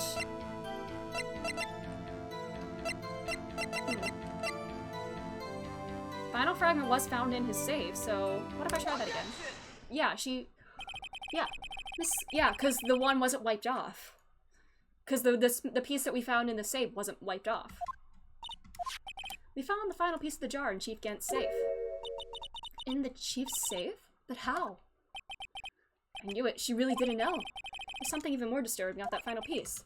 There was still blood on it. Echo, welcome. Hello. We played 50 hours of Cyberpunk in 3 days. Oh no. Has it been good? How have you been? But the witness just testified that she gathered every last piece and wiped the blood off them. Maybe one of them, like, fell under a table or something and she missed the one. The night Prosecutor Marshall was murdered. You were not the first one to show up on the scene. Chief Gant got there before you. But why would he take a piece like that? It was very fun. That's good. As long as you're having fun, that's good. No crashes or anything. Nice. But couldn't the defendant have simply missed a piece? I guess he would have kept that fragment as, like, blackmail or something. You see, like, one T-pose? What, does that happen when the character models glitch or something? They just, like, default to a T-pose? I'm afraid that's unlikely. The pieces are too big for anyone to miss, let alone an ace detective, a celebrity! I'm sorry. That may well be, but everyone makes mistakes. Everybody has those days. Everybody knows what I'm talking about. Everybody gets that way. Oh, you silly judgy. Have you forgotten, Your Honor? When this witness arrived at the scene, the jar was already broken. Oh, that. There's no way a name could have been written on a shattered jar. Another person discovered the scene prior to the witness. Everything does remind me of him. The Akechi brain rot is very real and very severe. Man. It launches like a 1,000 T-poses per hour, now it's like 1 in 50 hours. That is a significant improvement. I hope you're not implying this person was Chief Gant. At the time, He was looking for Doc downstairs. Nah. I love it. I didn't even hit enter to like continue. We're just like talking over the judge.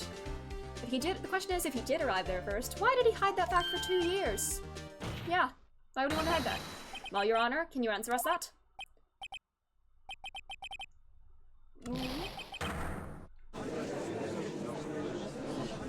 Huh? Basically, the game works properly now. That's good. Wait, I'm not the one on trial here. David Gatt arrived at the crime scene prior to the witness. He proceeded to break the jar and purposefully hid one of the broken pieces. Question. What is this action called? Concealing evidence. Fabrication of evidence.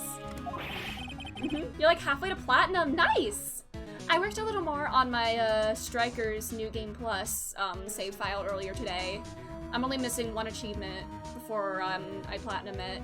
And it's the one that takes the most time to like grind it, but I'll get there eventually. But why would Chief Gant do that? In light of what happened afterwards, isn't it clear? Because he concealed the truth of like being like, you know, your sister is actually responsible for Neil Marshall's death, and if you step out of line, I can expose that. Discovering the scene, Lana Skye believed her sister Emma killed the victim. Determined to help her sister, she sought Gant's aid. I accidentally deleted the distraction thing I needed for one achievement. Oh no, I hate that. Missing an achievement and like feeling like you've just lost a lot of progress. That's why I haven't gotten back to my Persona 4 Golden New Game Plus, because I was trying to get the achievement for reading all books, but I missed a book in July, and I'm now in October in the game.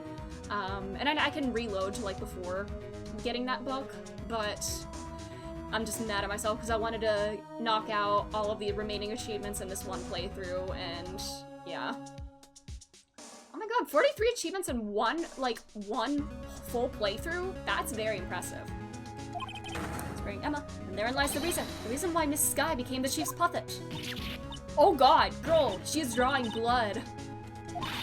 Please, sir, stop trying to protect the chief.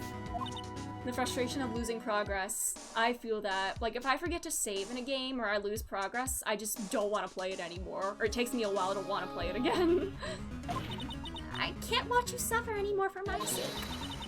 No, you didn't! It wasn't you, Emma. You didn't kill anyone.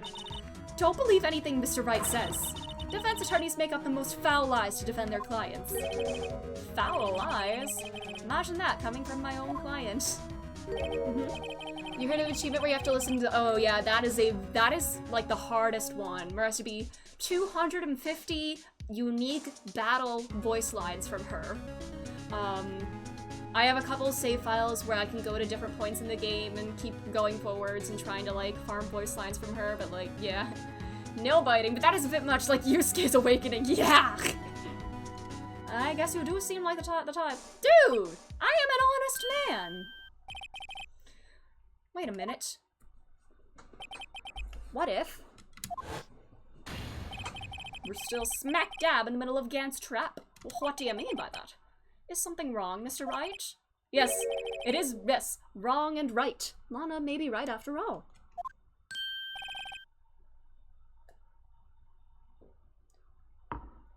Wait a minute. Did Gant write Emma's name on the vase to make it look like that she had pushed Neil onto the vase and had written that? Because,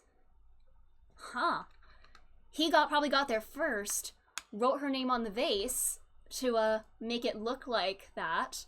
Maybe he killed Neil, I don't know. But it's possible that he didn't get like pushed onto the sword, I don't know. Or if he fabricated that piece of it, I don't know, yeah. So you do tell foul lies then, Mr. Wright? Miss Skye, please testify once more. But if evidence was fabricated behind your back, then Emma's accidental killing of Prosecutor Marshall might also be a lie. But yeah, he might not have gone onto the sword though. If you will. In order to get the romance achievement for P5 Royal, you can't pick the romance option and reload. It has to be up to rank 10. I feel that too. I saw for the Thieves Den, like, romance achievements, you have to get them to rank 10, and I feel that too. I don't want to do like the illegal romances or the one for like this character that's like your sister, kind of. I don't want to do those, but I like getting achievements. I just fast forward through those moments and just reload. It's painful. Is he really? Oop, the lights go out. There's nothing to be afraid of anymore. This cross-examination may not change a thing. However, there is a possibility that it will if you tell the truth. Very well.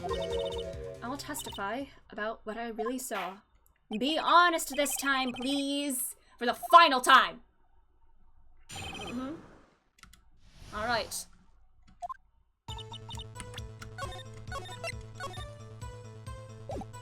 When I arrived, I found Mr. Marshall's body impaled on that suit of armor's sword. Emma and Dark were found lying unconscious on the floor nearby. Maybe Dark had pushed him on the sword? I don't know. When I saw it happened, I thought she did it. That's why I erased all the evidence that linked her to the murder. I had Chief Gant help me remove the body from the sword and carry it. But if it all really was a fabrication, Emma might be innocent. Unbelievable. The body was impaled on the armor, so... Yeah, we found out. You were the only one who saw that. If only you had proof. Actually, I do have proof. I gave it to Mr. Wright just this morning. What? It's a picture I took of the crime scene as I encountered it. I thought it might be needed. You didn't give me that. Lana must have known. See, Mr. Wright? She really does have faith in you. A picture of the crime scene that she presented me. This? She said this picture of the crime scene. I mean, there's this. There is this. But she didn't give that to me. All that happened was her giving me this book.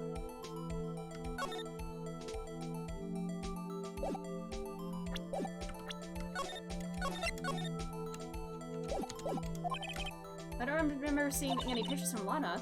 She gave it to you this morning, right? There must be a picture in there somewhere in this book.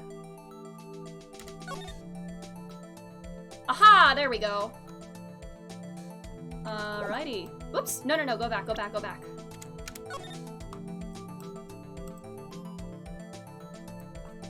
It's cute as a little bird. Ooh, there we go. Haha! There we go. There's a picture here.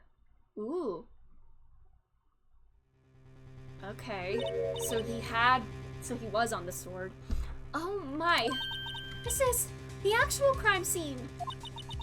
No other detectives saw the crime scene like this, because I contacted Criminal Affairs only after I had rearranged everything. Alright. We got that now. Jeez. A piece cut out from his vest. That's the thing that had Lana's handprints on it, pushing her at him. A cloth they found in the safe. Shit. And it had Emma's prints on it.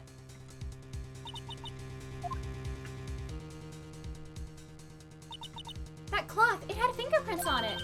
Whoever's fingerprints those are must be the real murderer. Shit. God damn it. Why are your lips turning all purple, Mr. Wright? And why he urple? Anyways, let's get on with the cross-examination. So long as you tell the truth, we should be able to flesh out the real murderer. I mean, it could be true that she pushed him, but maybe someone else mounted the body on the sword. I don't know. We found the body on the suit. Oh! Yeah, I didn't do anything. You fucker. Oh my god. Come now, Udgy. This is the poorest excuse for a trial I've ever seen. Chief Gant. What? Now you want to make me out as the bad guy too? If so, I'd like to put in a word or two in my defense. I'm afraid it's too late for that. What? You already declined to testify. Ooh, that means you forfeited your right to make statements of any sort. Oh, get it? Just say not Emma. Emma can't legally be confused if she doesn't. Yeah, she can't be accused. Just say no. Oh my god. Yeah, what about your little shit sandwich? This must be that wrist we were talking about earlier. Just sit back, relax, and enjoy the sound of the noose tightening around your own neck. Ho GG. GGG's.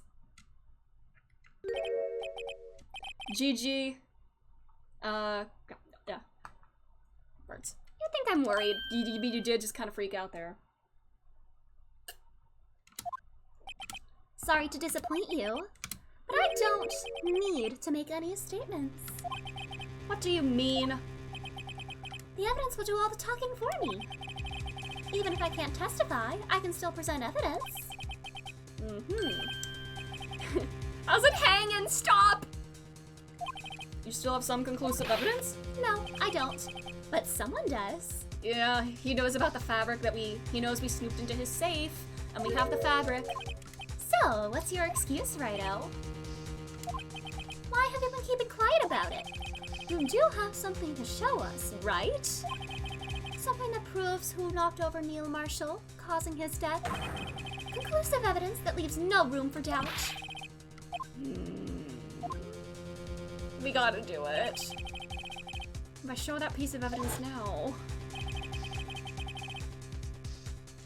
Isn't it possible that, like, she didn't actually push him onto the sword, though? Oh my god! Oh my god! Do I have to choose whether... Gay man dance. What do I do now?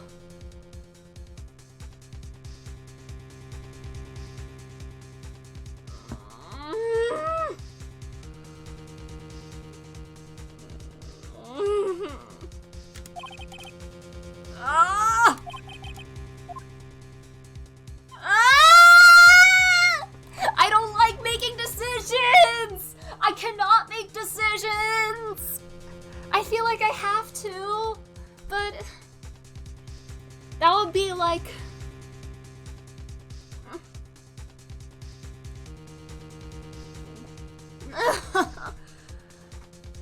This would be Lana's, that would kind of indicate Lana being the one person to rearrange the crime scene and not doing so under anybody else's orders because she wanted to protect Emma.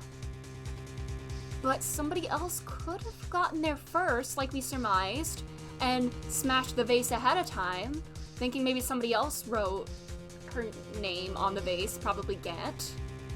Ugh. Ugh. This is feeling like the interrogation room all over again in P5. I'm gonna... Oh my god. Could that be like signing Lana's death sentence or whatever? Or like getting her like convicted because we wouldn't be able to tie Gant into... Wait a minute. I'm also thinking. Who could have cut... Lana wouldn't have cut the fingerprints off from his vest. She wouldn't have done this, and Emma obviously wouldn't have, so Gant had to have gotten there first and done this. So maybe that could be a benefit to, like, showing the evidence.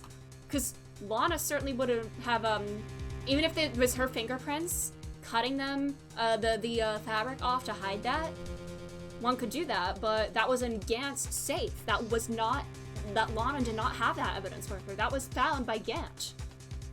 So that could show that he got to the crime scene first and, like, set up this whole thing. That's what I don't know, that's... do I roll with that line of thought? I feel like maybe we do roll with that line of thought and just see what happens. Because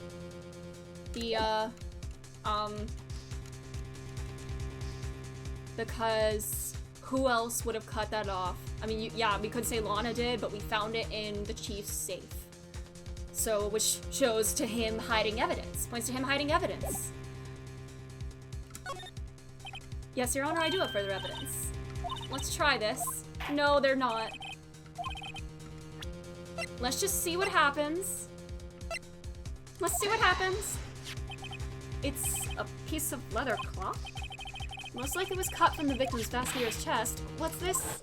I'm scared, I'm scared, I'm scared. There's a big handprint on it. Surely it must have been left on the cloth by whoever shoved the victim on into the sword. I'm sure Wright was checked. I'm so scared, I'm so scared, I'm so scared.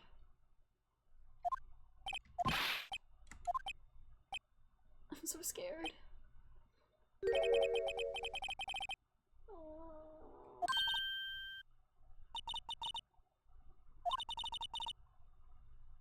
Not necessarily. Somebody could have gotten there beforehand.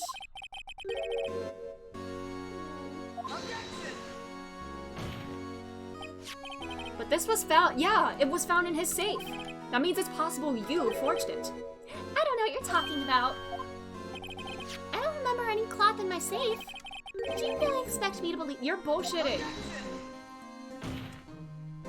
But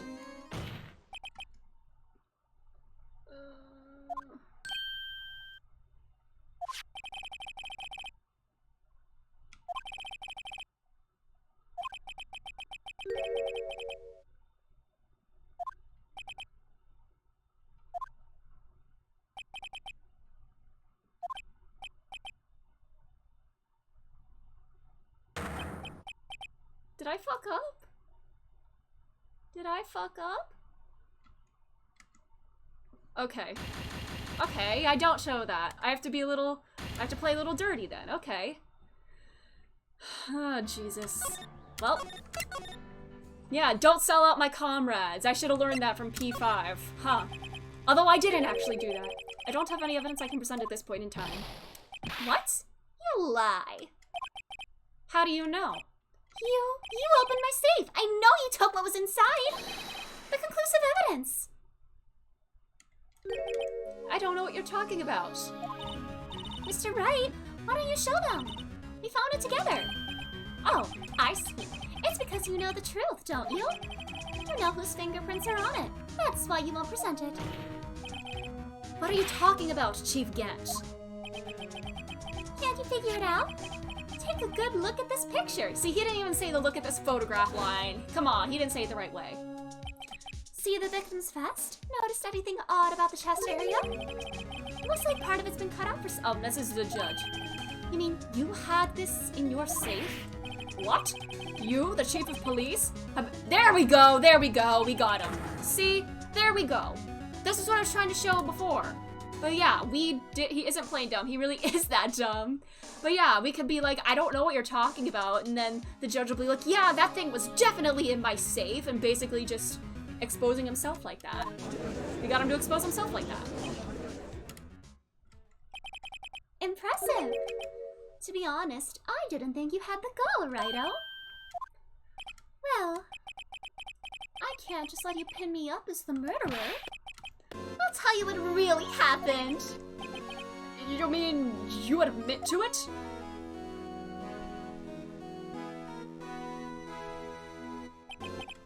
I was the first person to arrive at the crime scene that day. It then occurred to me that I could use the situation to control Lana.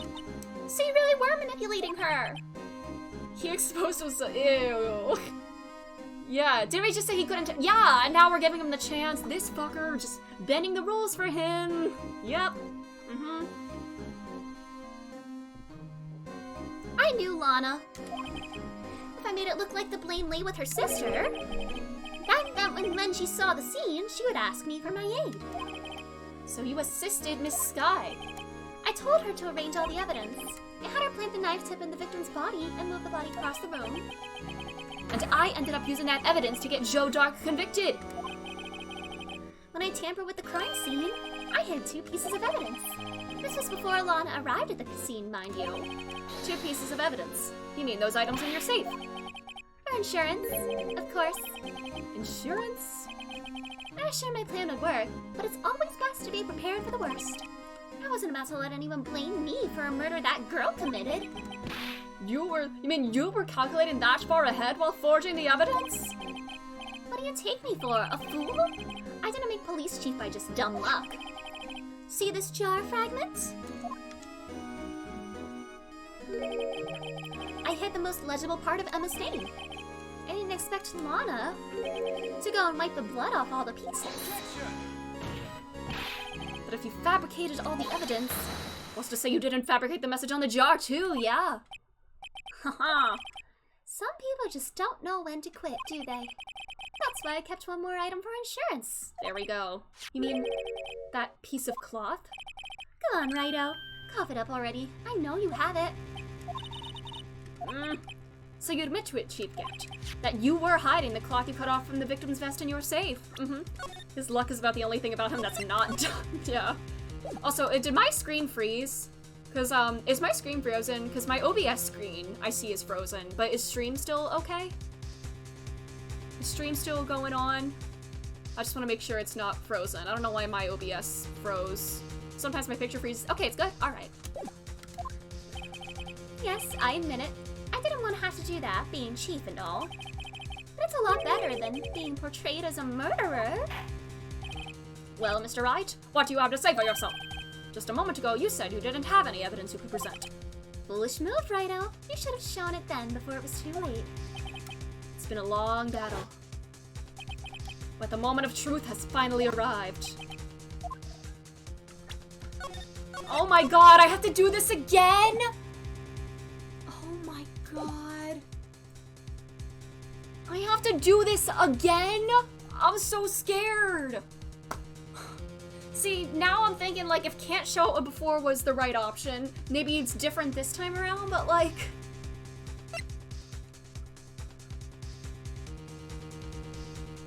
He could have fabricated, well, we're saying that he could have fabricated, the name, written the name on the vase. Maybe he could have, touched Emma's hand to the vest or something, or seen, like, the, I don't know, seen the handprint. Maybe he didn't, like, actually go into the sword, but just, like, put the body up on there. God damn.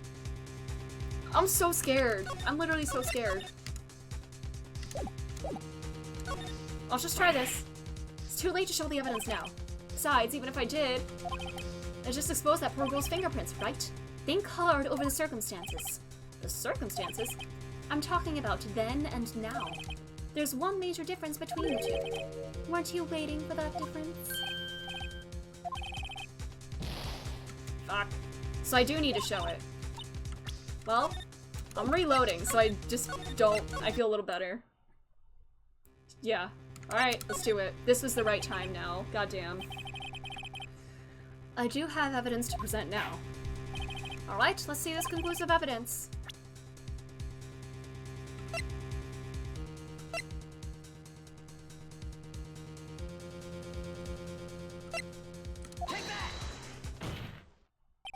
Let me verify this once more. On the day of the crime, you personally cut out this piece of the victim's vest. Oh, yes! At last, you finally brought it out into the open. There's a handprint on this piece of cloth. Your Honor, the prosecution requests that that be immediately sent to the lab for analysis. This handprint on the leather, and it must have been a strong impact for it to be left so clearly. You mean? It could not have been forged. It must be authentic, conclusive evidence. I'm scared. You're as slow on the uptake as ever, Worthy. What? Think about it. Righto has had all this time to present his evidence. Yet he was reluctant to do so. Why would that be? You mean you already know? You know whose fingerprints are on that? Did I fuck up again?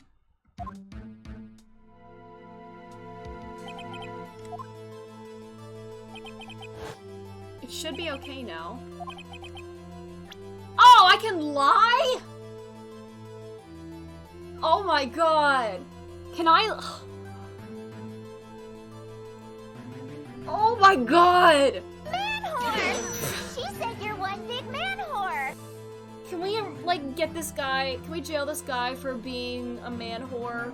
And, like, I can lie, but I guess it's just gonna be found out anyway. But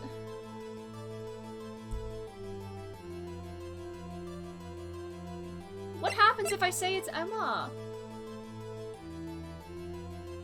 I need to be honest, I feel. Did I fuck up again? But Why didn't you tell me?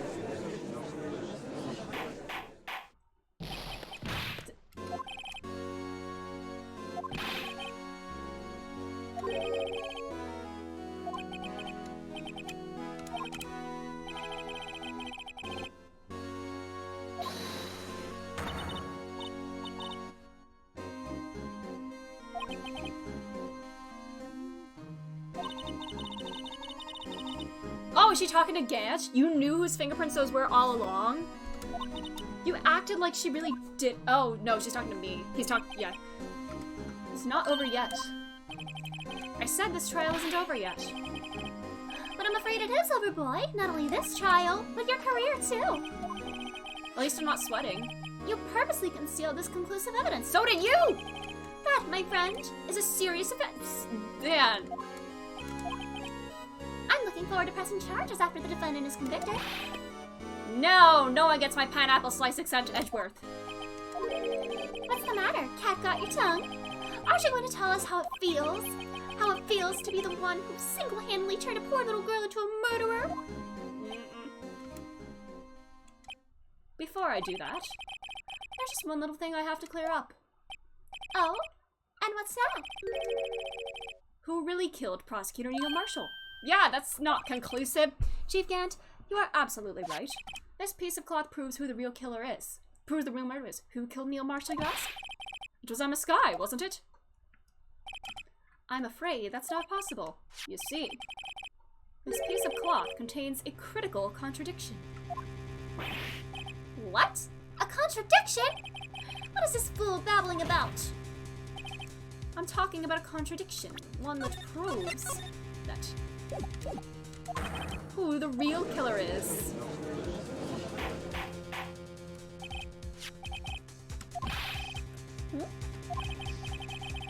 No tyrannical reign ends here. A piece of evidence that contradicts this cloth?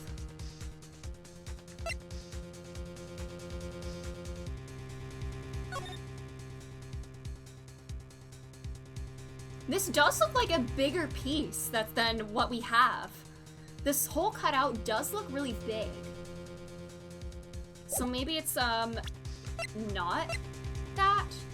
Maybe it's not actually...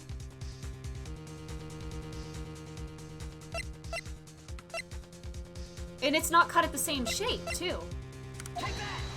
And what exactly is this supposed to be? This is the picture Miss Skye took. Look at this photograph! See where the piece of his vest was cut out? Yes, his shirt is showing underneath. It's hard to make out. Look at this photograph! Yes, there we go. Hard to make out. There would be blood on it. His chest is soaked with blood. That's only natural. Yeah, why was there no blood on that cloth? His lungs no doubt were punctured, blood poured out of his mouth. Yeah, there's no blood on it. It has to be cut from something else. Wait, there's no blood on it. Whoo! Since Emma Skye's fingerprints are on this cloth, there's no doubt she shoved the prosecutor aside. However, Mr. Marshall was not impaled on the sword at the time. No, this is nonsense! Now then, Chief Gant, let me ask you something. Prosecutor Marshall was not impaled when he was shoved aside. He most likely hit his head on the ground and was knocked out. If so, then tell me, who could it have been? Who could have arrived at the scene before Miss Lana Skye, picked up the unconscious prosecutor, and impaled him with that armored sword? Ooh, got him! Yes, they're cut from the same cloth. They're not cut from the same cloth. Then, to make it look like Emma was responsible for the prosecutor's death, said person proceeded to write her name on the jar with the victim's blood. A jar that they then broke on purpose to leave behind a clue and make Lana believe her sister did it. Got him. Remember what you admitted only moments ago? That you personally cut out this bloodless piece of the victim's vest? Ironic, isn't it? Through the very act of creating insurance, you proved that you were the actual murderer. Whoa, got him. It's finally all over. Is it really? Yeah, I can't. What, you trying to be all sad and pathetic? Oh my god. That was quite so close, Righto. You almost had me. Sorry, but I'll have to do better than that. I refute your allegations. What do you mean, you refute his allegations? You see, that piece of cloth is illegal evidence. But I have the book that says this is relevant to the case. This is relevant to the case. What nonsense is this? Illegal evidence cannot be used to convict a suspect. Remember, Reggie? Earlier, Righto here concealed that piece of cloth. Did you have some conclusive evidence?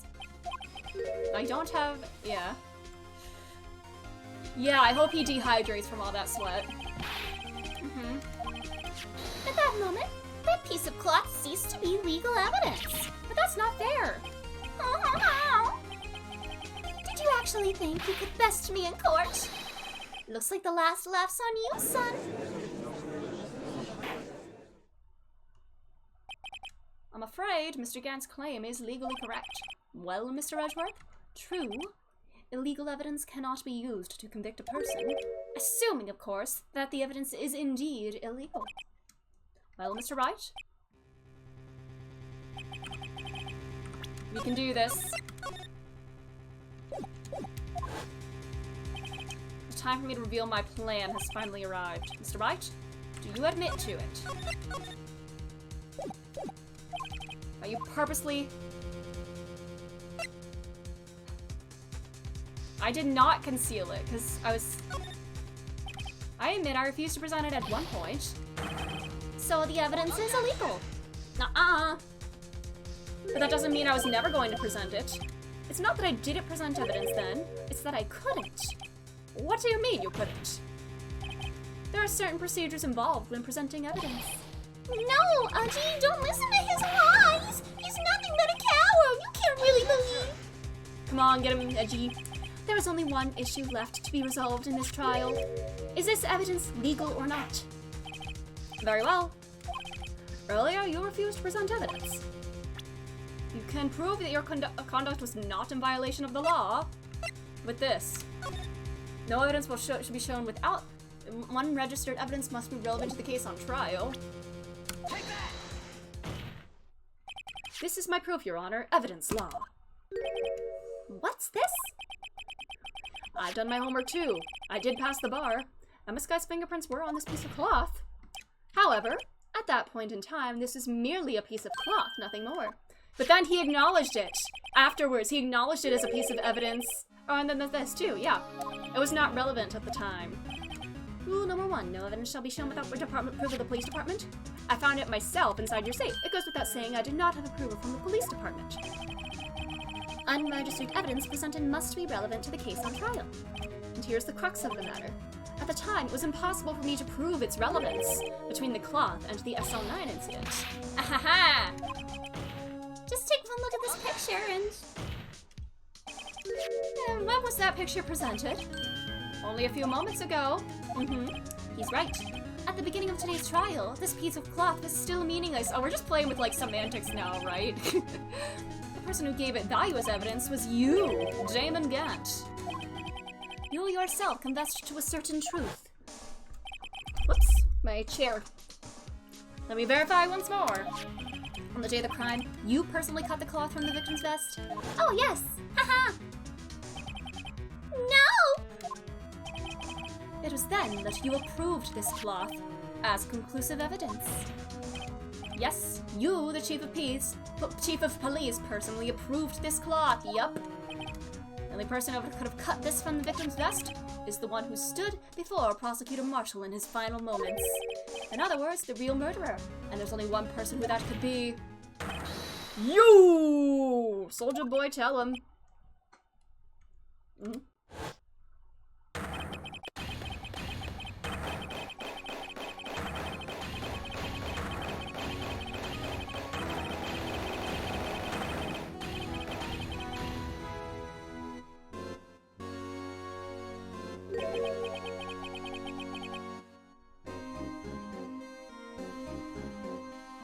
What just happened? Should have gotten rid of what? Did you want me to be? Gotten rid of him? Do you mean have me assassinated? Or Marshall? This is good. Oh, you wanted him assassinated? Oh God! Hello, Bet. Hello. You joined at a very interesting moment. That good-for-nothing scum. For 2 years, he's been snooping around the department trying to get something on me. You are now green. Yes. Crimes are being committed every day, yet he insisted on hounding me. Well, your crime wasn't exactly petty. He wanted to reinvestigate the case. He recruited Angel Star, then convinced Bruce Goodman. Detective Goodman? Yeah, that's right. The evidence is transferred. I'll lose my only chance to find out the truth. Please, you've got to help me. You're doing your Honkai weeklies. Nice. Cool. Cool. Are you planning on playing Star Rail? I'm very hyped for Star Rail. I am very, very excited. I think I'm just ready for like an expansive Honkai-verse, like more like turn-based combat as well. I don't know. I'm ready. And I will be pulling for Seele. I feel like everybody is pulling for like Jing Yuan or whatever his name is. The second guy that's gonna be on the banners, but I'm pulling for Seele because I need Bronya and Seele on my team. Because I think Bronya is a standard 5-star and Seele is a limited one. But I need Bro and Seele reunited. I need the lesbians to be together. Not touching Star Rail, sadly, between limited device space, time, and motivation. That's fair. Right now, I think Star Rail is just gonna be like the only gacha I play at the moment. I'm still on my Genshin and Honkai Impact hiatuses. I don't know if or when I'll go back. Probably at some point, but I barely push through Manifold on time every reset. I feel that. That was kind of the reason I took a break from Honkai as well. It just got to be too much. Like, it feels like Genshin doesn't have enough content a lot of times when Honkai has too much to do. So it got to be a bit much. But yeah, I'm ready for Star Rail. Goodman turned him down, as he ought to. Still, Jake Marshall didn't know when to quit. He stole Goodman's ID card and tried to take the evidence. Goodman came to me that day. He wanted to file a lost item report. I went with him to the evidence room. Then, all of a sudden, he decided to speak out. Oh, is he admitting to it? What are you talking about, Goodman? Can you? Oh, they were gonna find out that he was the one that really killed Neil Marshall because he wanted that case closed so no one would figure out what he had done. But why did he want to get rid of Neil Marshall? I guess that's the one thing that I don't understand yet. But unless he just saw him as disposable because he wanted to get rid of this case closed or whatever, and if he had to kill somebody to do so, then whatever. Can you please reopen the investigation, Chief? Can't transfer the evidence out. There are too many questions left unanswered.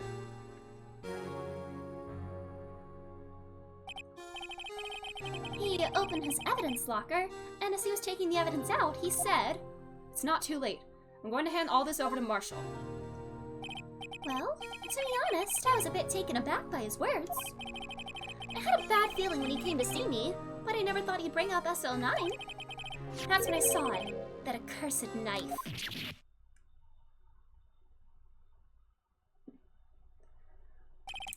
I couldn't just pull it out. Oh yeah, he just stabbed him with that. Doing so would have only led to more blood, making it near impossible to hide your crime. Even so, the blood was just pouring out.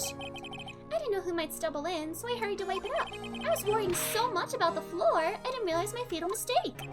The handprint on the locker. Gumshoe's locker. I used to be known as the crime computer, but everyone has to start somewhere, I guess. I was too nervous.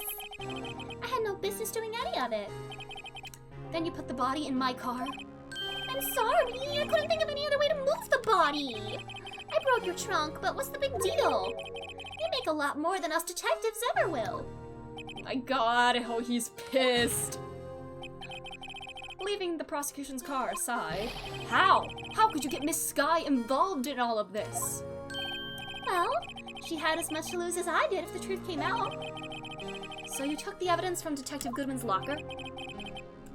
I felt bad for having to do it. I also didn't have the time to pick and choose what to take. So, you left the jar fragments in the glove. But then Jake Marshall went in and the door was already open because of the glove wedged into it. But yeah, Gant really pisses me off too, yeah.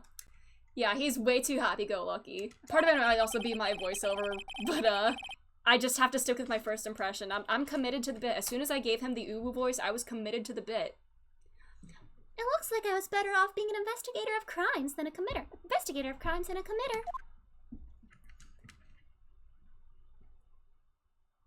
Oh, no uncomfortably long stare that time? Okay. They all did their best to get in my way. I've got to hand it to them. They do their jobs well, much to my dismay. Fake evidence doesn't hold up very well upon close examination. You must have known that. Tell me, Worthy. Why do you stand in court? Me? You despise criminals. I can feel it. You and me. We're the same. No, no. Don't do this. One day you'll understand. Oh, believe me, you will. You're just one man. You'll see what it really takes to bring them down once you try to go it alone. He's not alone. He has me. He has his husband.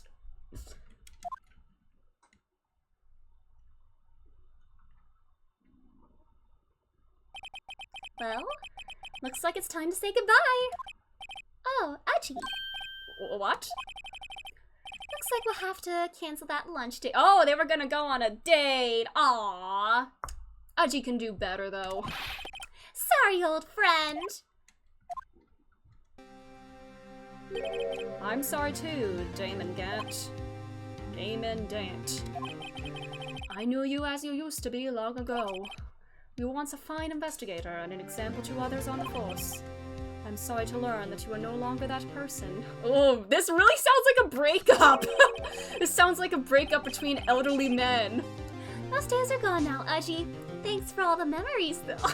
This is making me think of Fukuzawa and Fukuchi in Bungo Stray Dogs, kinda. Don't worry, you'll be fine. Now you have Wright. Yes, these old men are gay. Yes, these old men gay as fuck.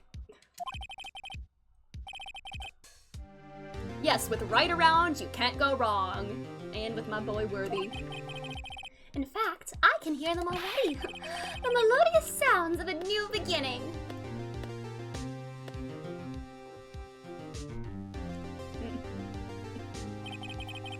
There are two things I want you to understand. Yes? First, your sister never hurt anyone. Also, she committed perjury. She did kind of perjure herself here, so. Second, Damon Gant betrayed you from the beginning. You see, Miss Sky?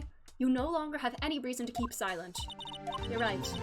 When this trial is over, I'll tell everything that I've done these past 2 years, from the time I had Gant help me forge evidence up until today. At least he commends you for your good work. Yeah, I respect that. Seems all the questions raised in this trial have been answered. I'm sorry, Miss Sky, I couldn't get you out of all your trouble.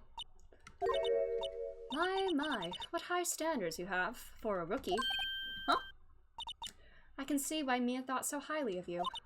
Who knows? After a few years from now, you might just make it to the top. No longer the— Oh, that's her first smile! Right when I was about to make another bottom joke, she smiled, and, I have to enjoy this. Aww. They were basically finishing each other's sentences, true. They really do know each other very well. I owe you my thanks, Mr. Wright. Is she gonna start showing emotions again? Back to her old self, yay! And to you too, Mr. Edgeworth. You've suffered every bit as much as I have over these past few days. Believe me, I know how much of an ordeal it's been for you. It was nothing. She is very pretty. If I may speak, I think she's prettier than Mia. Is that a hot take? I was worried the pressure might break you, and yet, you rose above it all and guided Mr. Wright to victory. You've done well, Mr. Edgeworth. Stop it! I only did my— Oh, is he getting No, he's not getting flustered. Because he would never get flustered at the compliments of a woman. Obviously not. But, he's a little tsundere, though. Lana and Mia's a popular ship. Yeah, I do remember at the beginning, they were like in law school together and were sort of like rivals, right? Mm-hmm. I'm interested. I wonder if Mia was intellectually infatuated with her. Yeah. Totally platonic. Yes, they were definitely in lesbians with each other. Agreed? Yes! Let's go, lesbians! Let's go, lesbians! Let's go to the zoo! A bunch of lesbians at the zoo. Let's all take this time to pause and self-reflect. Miss Sky?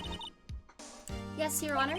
You are innocent of murder, however, although the chief blackmailed you, the fact is you still acted as his accomplice. A trial will be scheduled for these crimes at a later date. Yes, I understand, Your Honor. Is there something amusing about all of this? Why are you smiling? Because that shit stains out of the picture. It's been a long time, Your Honor. A long time since I felt free of these heavy chains. Aww. He's gathering the lesbians like the meme of that guy running with a crowd of gay women. Well, let's go, lesbians, let's go. They have no evidence to prove or disprove, but the heart and mind want what they want. Yep. Mm-hmm. All of this Thank you, Judge. Thank you. Thank you for speaking what we're all saying. Regarding the charge of murder, this court finds the defendant, Miss Lana Sky, not guilty. Yay! We did it! Finally! Oh, Jesus.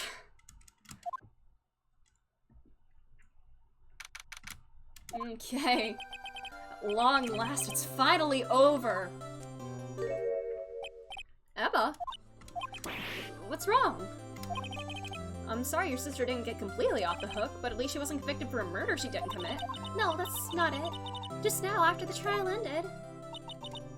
I can see why Mia Fey thought so highly of you. I owe you my thanks, Mr. Wright. And to you too, Mr. Edgeworth. Aww. You suffered every bit as much as I have over these past few days. You've done well. She saw her smile! Confetti! I wish that'd be cool if they did an actual courtrooms. They just shoot off confetti. But Lana didn't say a single word to me. Aw. Oh my god! Oh, Gumshoe, you silly little man. Hope I'm not interrupting anything, pals. There he goes. I get a second's worth of audio and it starts with loading. No, I'm sorry. Oh, Gummy, you silly boy. Oh, guess I am. I'll come back later. Oh no, come back. Wait, Detective Gumshoe, come back. Don't walk away with that sad puppy face. You're doing this on purpose, aren't you? Making a detective run all around while on duty? And to top it off, you call me here. I've seen happier people at funerals. This is literally the exact same dialogue we had earlier. Hey, listen up. Lighten up, pals. I'm only kidding. Oh, are you here because of my sister again? Nope. Not this time. He's the one who throws the confetti. Really? That it was him? Oh my god, I love him even more. Literally everything I learn about him just makes me love him even more. That's amazing. That's amazing. I came today because of you, pal. Me? That's right. I thought you'd like to see someone. Lana! Should you be doing this? She's still under arrest, you know. Well, I won't tell if you won't. Emma, I owe you an apology. It's okay, sis. Don't worry about it. That day, 2 years ago, it was the first time in my life I ever panicked. It was all I could do to keep myself from screaming. All I could think about was keeping you from getting wrapped up in that mess. There's a comic in the 3DS manual of the second game. Ooh! I need to read this. Sis. I asked Yan to help me cover up the truth. I thought I was doing it for your sake, but now I realize I was wrong. I changed after that day. I had to. It's the only way I can make it through the past 2 years. Damn. I knew how much I was hurting you by distancing myself. but I couldn't bring myself to tell you what I did. I was scared. Scared that you'd look at me with those eyes of yours. I was scared of how you'd react if you knew. But sis, you were only doing it for me. No. I turned my back on you that day. And hiding what I believed to be the truth, I was deceiving you. Sis, I'm such a fool. It took me all this time to realize it. Emma, I'm so sorry. Yeah, you were being played by Gant the whole time. Aww. but sis, you don't have to apologize. I'm happy now. You're happy? Of course. You know, sis, I always knew that one day you'd come back. Aww. And now you have. Aww, smiling!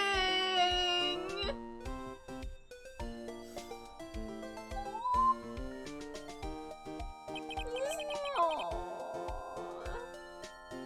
This is so sweet. No one can change the past. The only thing we can do is strive to make up for our mistakes. Why must we make up for our mistakes, you ask? Because in so doing, we can find our way back to the rightful path. It's from there that we can move toward a brighter future. Aww. At least that's what I felt watching those two sisters make up. Mr. Wright, Mr. Gumshoe, me? Thank you both for all that you've done. I'm sure we'll meet again someday.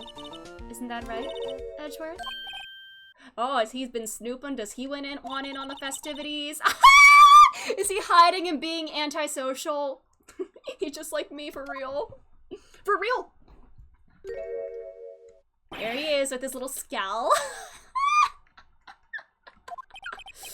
I just came to say, thank you, Phoenix. This is another joint victory in court. Yes, we couldn't have found out the truth without you, without our cooperation. We really do make a great team, don't we? Congratulations. Thank you. Thank you, Mr. Edgeworth.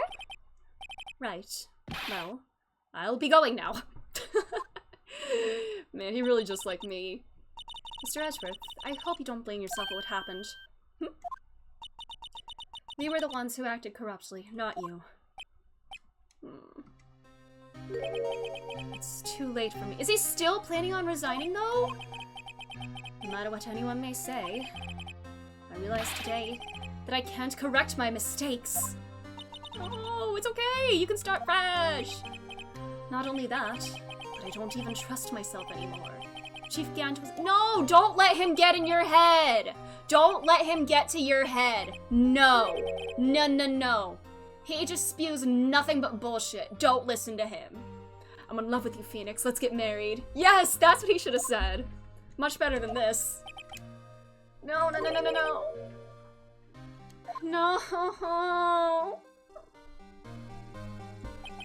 I do despise criminals. I plan to dedicate my entire life to fighting them. But in order to fight crime on my own, I'd need a weapon. It's scary, but I've known for that to be true for quite some time now. But Edgeworth, who knows? Given enough time, I might have tried to pull something like Chief Gant did.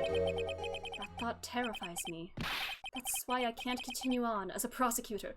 No, I can be here to ground you, you know? I can be there to kind of keep you on the straight and narrow, although more like the gay and narrow, you know? But, you know what I mean. Edgeworth, don't you understand? Damon Gant and your mentor, Manfred von Karma? You don't have to be like them. We're both the best of the best when it came to fighting crime, but they both made the same mistake. You said, in order to fight crime on my own, I need a weapon. That may be true, but think back to today's trial. You weren't alone. He had me! He had Phoenix! This game is not subtle at all. My god. You were working together with Mr. Wright. Oh, we really do make a great team. A great pair in more ways than one. Lana knows the power of the gays. Yes, she's like, I understand a homoerotic rivalry between rivals if I've ever seen one. I understand what that feels like firsthand, and I see it here with you two. Partnership! Alright, I'm adding this to my screenshot collection. Partners? In what sense of the word? We're partners? In what sense of the word? We're able to present evidence that otherwise would have gone undiscovered. Isn't that right, Mr. Wright? Right. What is this, a pop quiz? I'm sure everybody can see it but those two. Come on, Mr. Wright, show him what Mona's talking about. Evidence. Wait, evidence that he wouldn't have been able to find otherwise? Something that neither Edgeworth nor I would have been able to find on our own. My badge! You remind me of Mia and myself. Evidence that we were never to find on our own? The evidence list. We both had each half of these. The picture I drew. Our counterattack began with this. You had one half of the evidence list and I had the other. Aww, two halves of a whole. Aww. Yeah, you're spacing a bit. Apart, we wouldn't have been able to completely restore Emma's picture, but together we are stronger. I feel like this would be a good opportunity to propose, you know? We're stronger together, the work we do, or I don't know. That didn't just happen by chance, Mr. Edgeworth, it was fate. You two are fated to be together. It's time for me to go. I'm having too many gay thoughts, and I don't like it. If you'll excuse me, there are still some loose ends that need wrapping up. Take care, Chief Prosecutor. Where's my goodbye? Come on. Where's my goodbye kiss? Wait, what will you do now? Why do you keep insisting on keeping me here when I just want to get away from people? Whatever you do, just remember. You can let what happened kill the prosecutor, kill the prosecutor in you, or you can let it help you grow. In the end, it's up to you. Carve your own path for yourself. I know. Seems I owe you my thanks too, right? But what I face now is my problem. Oh, I'll be waiting. I'll be waiting for you in court. We get a screenie of this too. Yes, I know you'll come back. You can't stay away from me. Yeah, and also you like you're calling, but like, what court are we gonna see each other in? You know, like a marriage court or something? Yeah, in courting, as in like courting. Interesting. Farewell.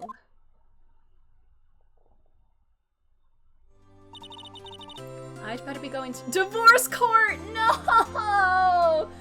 Oh no! The divorce between Miles Edgeworth and his first love. Prosecution, or no, he originally did want to be a defense attorney, but you know, his job that he dedicated his whole life to. Seems we both have a lot to learn and catching up to do. Aww, she got her a science book! Aww. It's the first book I ever bought. Study it well. Aww. Thanks, sis. I will. Aww. And so another case came to a close. As for the sisters, I have faith. Faith that their lives have only just begun. Aww, that was a very sweet ending. I want more of them too. Since this is a DLC case, do they not show up in any other cases? Because I want to see more of them. I really like them both. It's time I started on a new journey of my own. The journey of He's in the middle! I'm sorry, I love that he was... Everybody else is just kind of like off to the side, and then... Front and center, baby! They're not in the trilogy, aw. Are they in, like, other games then, I guess? Started a new journey of my own. Married life. To rediscover myself. Well, don't go trekking off just yet, pal. Yeah, I gotta celebrate. What is it, detective? There's just a little more to be resolved about the chief prosecutor. Want a real answer about like Lana and Emma's appearances? No.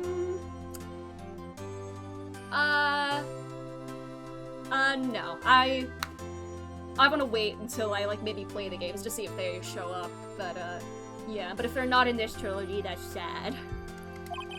see, she isn't supposed to be out of jail like this.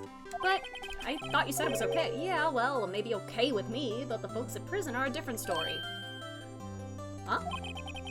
Basically, I had to bribe a guard in order to sneak her out for 30 minutes. Believe me, it wasn't cheap either. Well, you can get 50 bucks from Gant, right? Like, even if he's in jail, like, you can, he did commit to doing that, right? Way to go, detective! I didn't know you had a wild side! Yeah, well, you see, Mr. Wright here's the one who'll be footing the bill. Oh my god!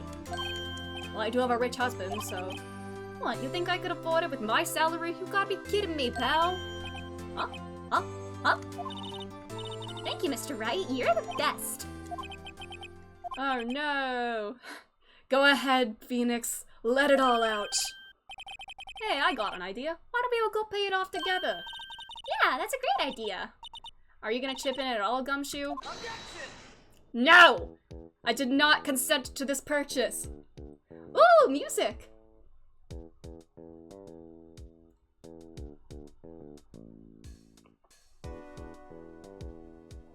I arranged for a friend of mine in Europe to take care of Emma. I hope she'll be pleased to study under a top coroner. Oh, she's studying mortuary science? Or no, yeah, she's doing the, pretty much the end of my days prosecutor's office. Yeah, she's gonna be a, see, blah, blah, blah.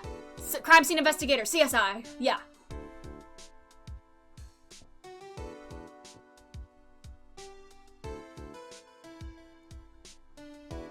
Chill lo-fi beats to study law notes too. To read evidence law too, since Phoenix needed to do that. Yikes. I thought I was a goner for a moment there. In the end though, they overlooked my unauthorized investigation of the chief's office. If we penalized you anymore, it'd be worse than firing you. Ho ho. Yep, that's what they said. Just goes to show. You can't shake me off that easily. Yes, Gumshoe, we love you. Yeah. We're officially done with the first game now, though. Yeah.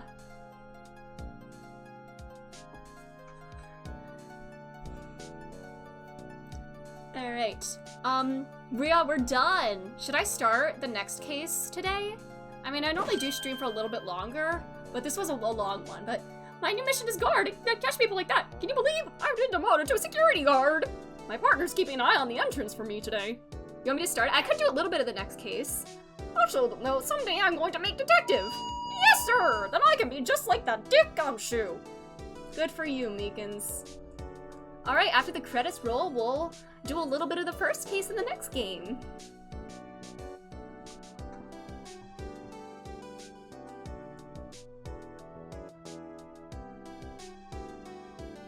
Aw, there's our little blue badger. Aw, he's still dancing. I'm low-key afraid he's just gonna, like, collapse one day. And it'll be a sad day. Look at him dancing. No! No! Did I? No! No, no, no, no, no! I made that happen, didn't I? No! No! I shouldn't have said it out loud. No! No! I can't believe I made that happen!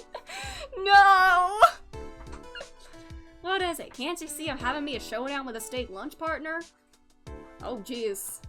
For a little breaking and entering, huh? Well, cowboy, looks like you did it. See ya, courtroom cowboy. Can make sure Billy and the gang get their water. God. We gotta have a funeral for our little blue badger now. I jinxed him, I did! Looks like we won't be seeing each other for a while. As a farewell gift, I put a new meal on the menu. The Right Way lunch. The top layer tastes as bitter as defeat, but the bottom layer is as sweet as victory. Kids seem to dig the turnabout. Haha! Haha! Turnabout theme. I see. Don't eat it backwards. I don't want to end with defeat.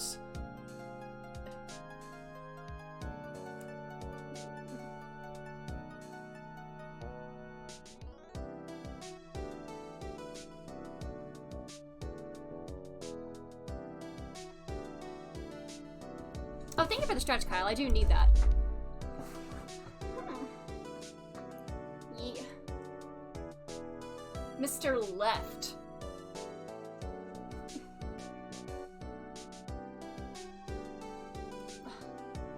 Rip Blue Badger.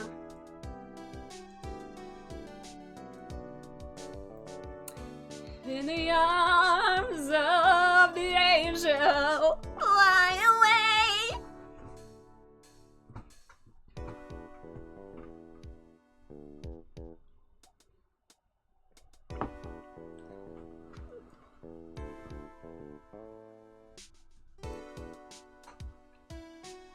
Maya! What's up? Nothing soothes the soul like fresh country air. Still, sometimes I do miss hearing you and your objection. Still, I can't go back until I'm a full-fledged spirit medium. Mystic Maya, afternoon training's about to begin. Coming. Well, see you around, Nick.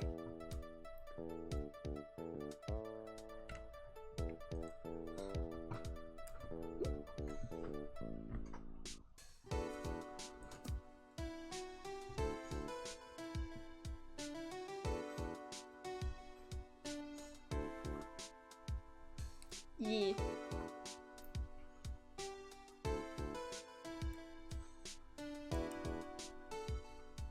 Hey! With his gay little chess set. Mr. Edgeworth. Oh, the butler. Mr. Edgeworth, I brought you your tea. No, no, no, no, no, please tell me that's no, no, no, no, no, no, no, no, no, no, no, no. That's not the resignation. No, no, no, no, no. If he resigns, then Phoenix's whole purpose for being a lawyer is gone. He has no reason to continue.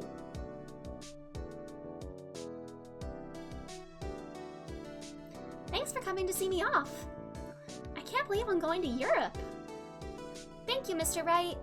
Thank you so much for everything. I'm a little sad, but I'll be alright. Whenever I want to see Lana, all I have to do is open this book. Aww. That's so sweet. Ooh, what's in? What's in it? Can I open the book? Is there a picture in it? Aww. Aww. In America? True, yeah. Unless she's taking a train to like an airport or something. Oh, that's so cute! Little baby Emma! Aww. Aww.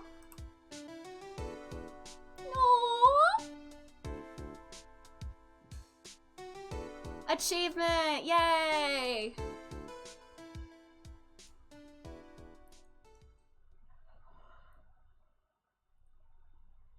We did it! Last Tokyo Angeles. We did it!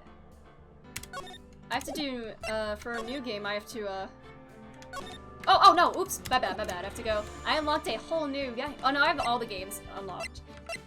Justice for all! Alright. The last turnabout. Let's do a little bit of this one.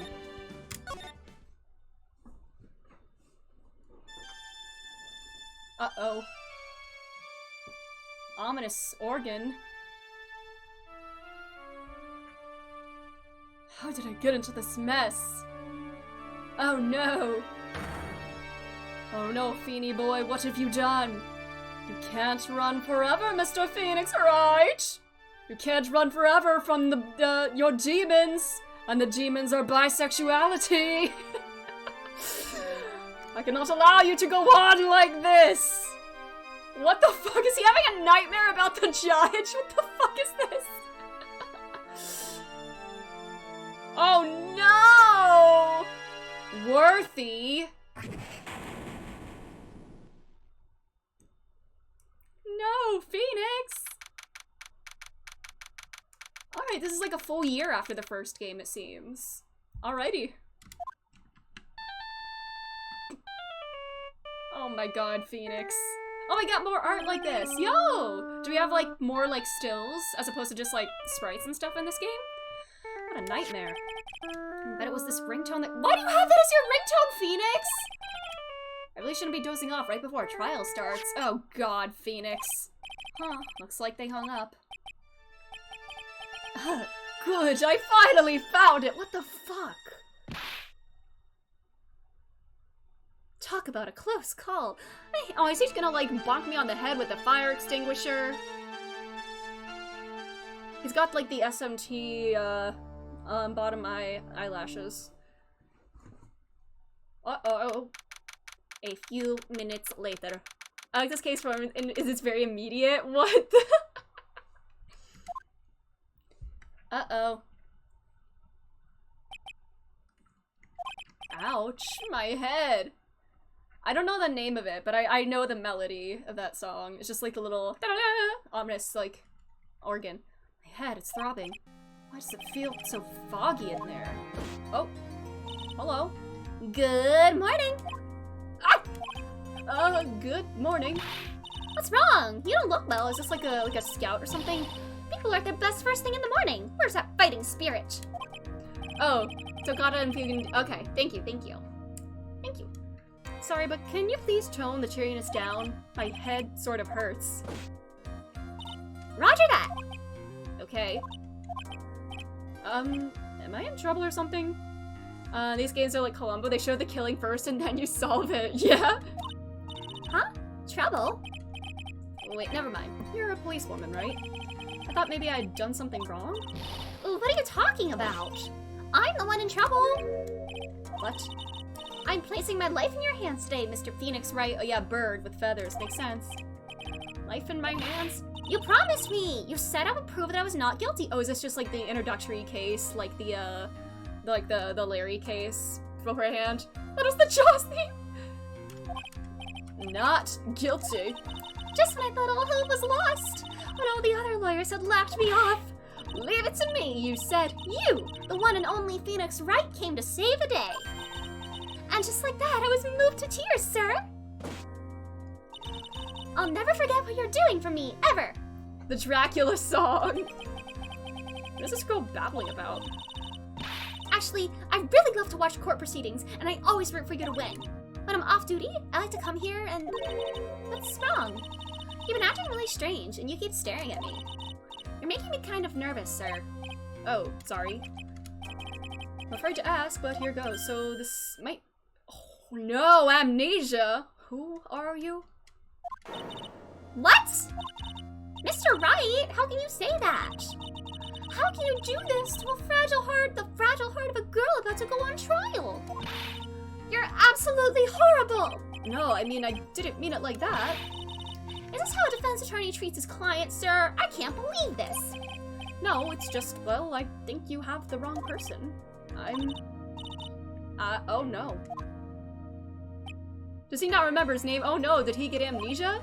Oh Jesus. Oh my god. Oh my god. Are we in a soap opera or something? Who am I? Trial will begin shortly. Oh, is this supposed to be like, you know, going into the trial with no prior knowledge? Because the player doesn't have any prior knowledge of the case, and so, therefore, Phoenix doesn't either. I guess I must have amnesia. Let's see, what can I piece together? It's probably safe to say that I'm a defense attorney. And that girl, I said I'd prove her not guilty. Can't believe I made such an irresponsible promise.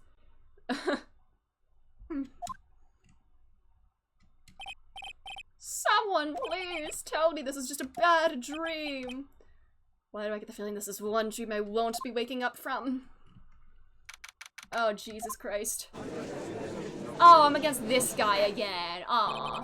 Yes, I am Jean. I am who am I? I am Jean Valjean. Oh, we got different music. Court is now in session for the trial of Maggie Bird. The prosecution is ready, Your Honor. What is it, Mr. Wright? That's my name. I remember my name. Are you talking to me? Yes, pain in my ass! Do you see any other defense attorneys here? I guess not. What if I said no? What if I want to be a little shit? What if I said no? Would that be alright? Of course it wouldn't! Why bother asking to begin with? My memory is kind of, The courts will not hear the defense's excuses. Because the defendant is a member of the police, this case is under great scrutiny. Therefore, we must make this trial fair but swift. I believe I have told you this before. I hope you're not telling me you've forgotten. Oops. Mr. Payne, your opening statement, please. Yes, Your Honor. As I'm sure you're well aware, the defendant is accused of killing her lover. What's worse, her lover was a fellow police officer. A policeman? You did what to a policeman? Why are you assuming it's a man, Phoenix? It wasn't me. Oh, just there we go. But still, you didn't know you have any prior knowledge. Justin and I? You aren't lovers like that.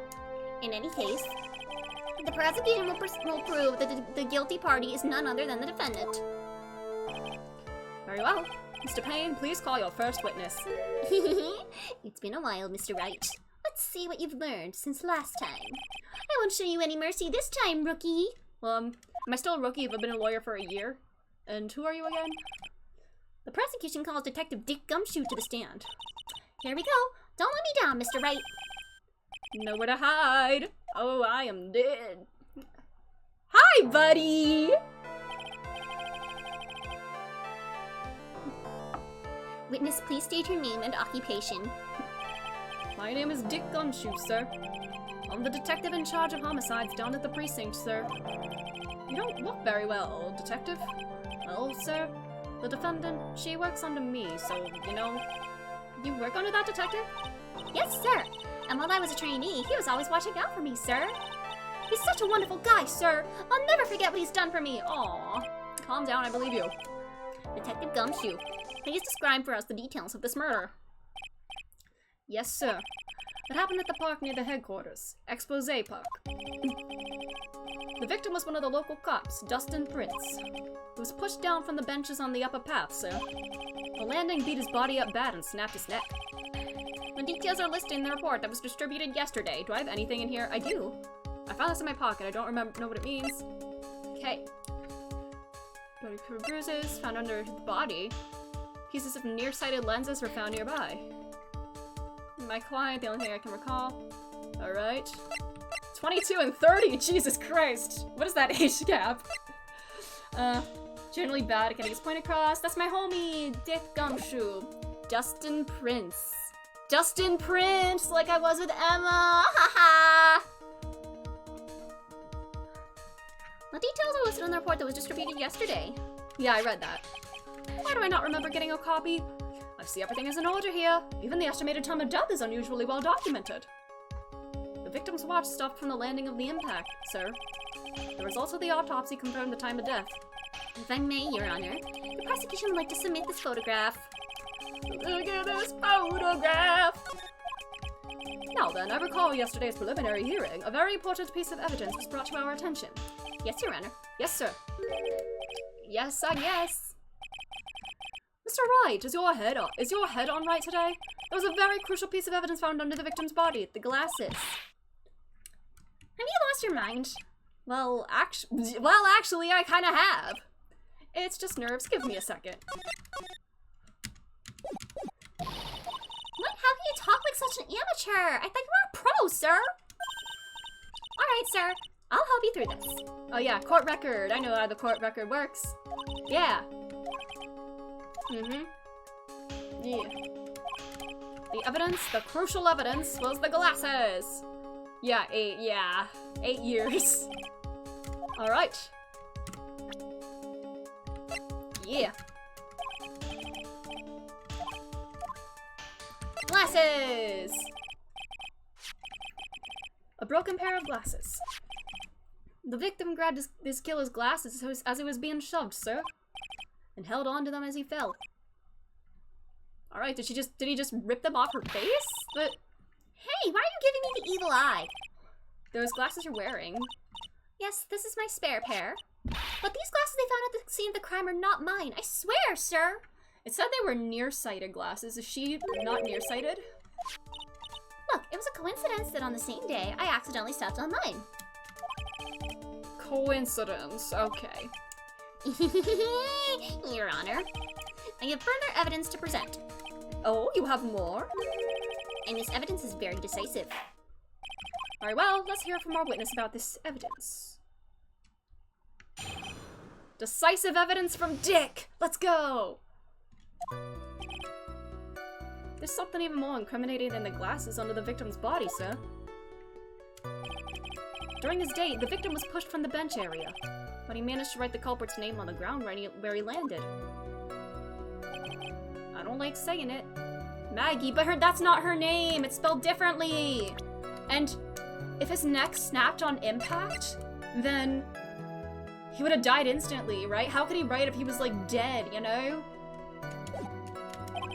With this piece of evidence and the glasses, it's hard not to say she's the culprit.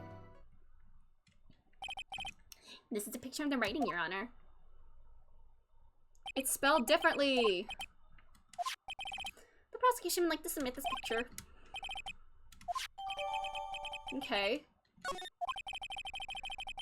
I said the glasses alone didn't make you look suspicious. The victim even wrote your name clear as day. I already told you, those glasses aren't mine! How do you explain his dying message? It's a conspiracy! I'm not guilty, sir! Yeah, how would he have written it if he was, I feel like you die, like, immediately if your neck is broken, so how would he have been able to write that? And cross-examination time! Let's go. Press and point out contradictions. Get on the faces.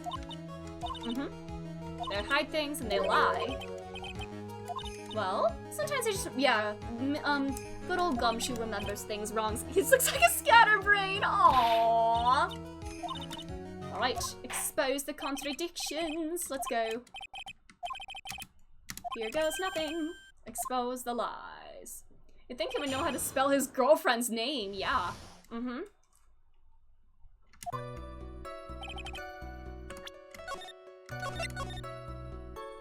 Okay. He was pushed from the bench area. No, you're sure he was pushed and that's how he fell? People die when they are killed. True. Yeah, Belle. If you look at the wounds on the victim's body, there's no way it was anything else. Please continue with your testimony, detective. The victim fell pretty far. You managed to write the culprit's name when he landed. The culprit's name? Yeah, I was surprised too. I didn't want to believe it, but was the name of that of my client? I don't like saying it. It was clearly the defendant's name, but it's spelled differently! I don't know if that's just like a translation, contradiction or whatever. Sorry, Belle, but that's what I said. This is a picture of it. No matter which way you look, it still says Maggie. Hey, hold on! Don't paw me! I know the picture says Maggie. Alright. What record?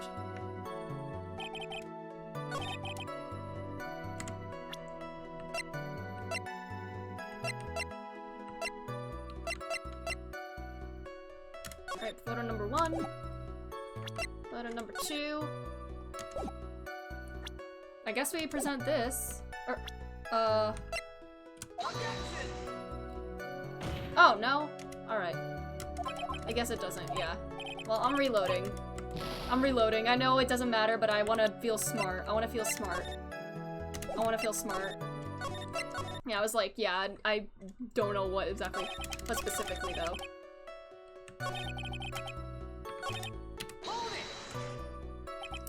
And you're certain that it was the victim who wrote the name on the ground? There were scratches on his fingers from the rough sand, and there were grains of sand stuck under his pointer fingernail. Seems the name was written by the victim himself, but... Huh. Oh yeah, the... Presenting evidence. That present evidence, yeah. There we go. I heard lately you can present- Oh, I can present profiles too! Okay, there we go. That's much better. That's much better. Yes, there we go. Yes, the Yasuhiro! There we go. I didn't know this time I could present profiles. That's a change. I just got impatient. Oh my god, Phoenix. Phoenix! You ding-dong knucklehead. Without thinking, I just blurted out objection. And I yelled it at the top of my lungs, finger outstretched, ready to take on my opponent. What a rush! Yeah, that feels good. Detective Gumshoe! You talking to me, Belle? Please state the defendant's name for me. Oh my god, dude's screechy. What are you trying to prove with this futile exercise, Mr. Wright? You see, this is a very crucial line of questioning. Actually, Mr. Payne, you can answer. The defendant's name, if you please. Where is this ridiculous question coming from? The defendant's is a Maggie Bird, but it's spelled differently. I think someone needs to check the court record. What? It says right here that it's Maggie Bird. Yep. I have no idea either, sir. As you can see, the victim did indeed leave a message named Maggie. However, the defendant's name is actually spelled with the E-Y. This is a blatant contradiction of facts. All about that. I hadn't even noticed. But maybe the victim didn't know how to spell her name correctly. If they've been co-workers and maybe even more, then yeah. Accused of killing her lover, yeah, you'd think they would know how to spell her name. If they were truly lovers, it would be impossible for him to have not known her name. No! This is very true. Mr. Payne? Yes, Your Honor. Are you absolutely certain that the defendant and the victim, Dustin Prince, were in fact lovers? Yes, I am quite certain, Your Honor. And we're a well-known couple in the police force. Detective Gumshoe, please testify to the court about the relationship between the victim and the defendant.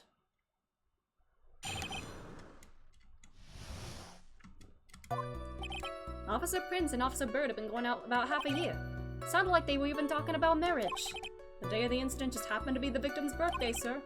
Maggie, Officer Bird, had gotten Officer Prince a present. It was something she said she had bought over 2 months ago.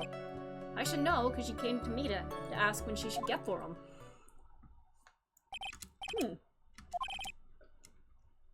Nevertheless, tragedy struck. Alrighty.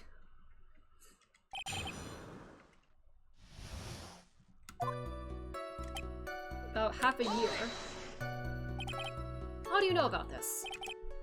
Every year in March, we have a training camp for us cops. Officer Bird was a rookie at the time, and she and Officer Prince seemed to hit it off. They got close, I take it. Actually, I was supposed to go too, but I couldn't pay the deposit for the trip, so I didn't. Aww. Only I had gone on that trip. Oh, nothing, sir, really. Anyway. Miss Bird, isn't that her mother? Mrs. Bird, yeah. It sounded like they were really, after 6 months of dating? Yeah, this too, yeah! This is also kind of wild. Wasn't the victim 8 years older? What? Just saying a guy's gotta marry someone the same age as himself, but 8 years is a bit of a gap. Detective Gumshoe and Dustin were only a year apart, you know. I think this fella has a ways to go before marriage. Mind your own business, Belle. Alright. Oh my god, I got an achievement for that! What the fuck? What the fuck? That happened to be the victim's birthday, okay. The day of the incident, September 6th. Yeah, the victim, Officer Prince, had just gotten off duty at 5:30 p.m. that day. And since Maggie's night shift hadn't started yet, they went to the park for a bit. They are both adults, that is true. But, I don't know, I wouldn't date anybody 8 years with that big of an age gap for me. I mean, I'm not really into that period, but like, you know. I remember when I was young and in love, oh, it was a jolly time, but then he turned out to be a real shit stain, that Officer Gant. Gumshoe has a thing for Maggie? Oh, he does? Oh. Oh, Gumshoe. Oh, Belle. Oh, Gumshoe. We'll find you someone better. Someone a little closer to your own age. That's great, Your Honor. I'm glad you're such a cheerful old man. Gotten a present. If Dustin had been promoted, seemed to know a lot about the defendant. Well, that's because I'm the boss. Adachi! And I've got to watch out for my subordinates. But even what she was going to give as a present? Hey, Belle, I know everything that happens under me. Someone so much as scratches the— oh, jeez. Mr. Wright, please refrain from badgering the witness. I agree. Even if this witness has a crush on the defendant, that should not be the point of discussion at this time. Oh my god, is he the token straight of the game? Is Gumshoe really the token straight of the Ace Attorney franchise? Why are we talking about this? It's all your fault, pal. You're guilty. I should have you arrested. But, oh jeez. Oh, Larry is the token straight, true.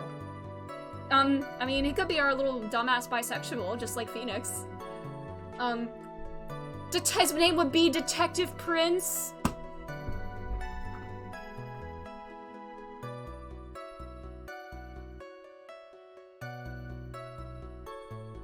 Everything reminds me of him!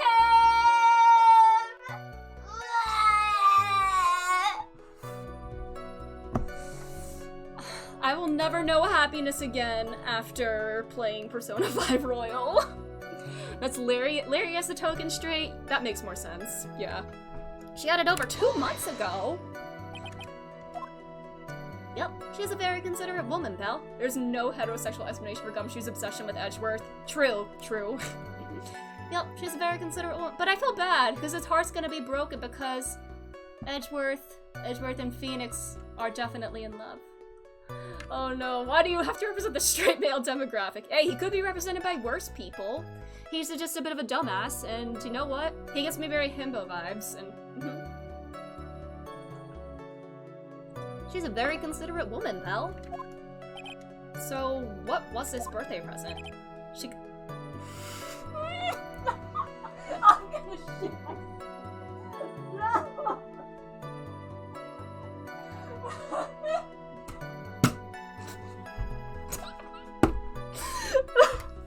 A single glove for Detective Prince.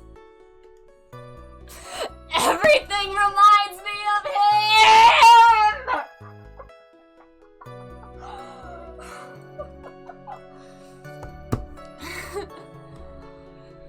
Persona 5 Royal ruined my life. It's my favorite game ever and I hate it.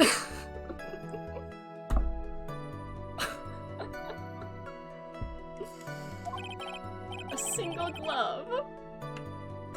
I bet she wanted to challenge him to a duel or something, you know? That's what you do to your detective boyfriend. Or, no, usually the detective is the one doing the glove throwing. They were good- yeah, they did say they were gonna get married! I hate this, yeah. A glove as a proposal!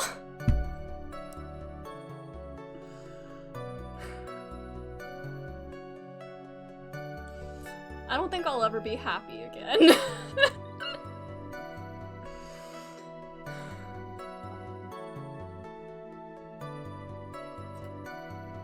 What Goro Wakeshi does to a motherfucker. The ring was inside the glove the whole time. They never...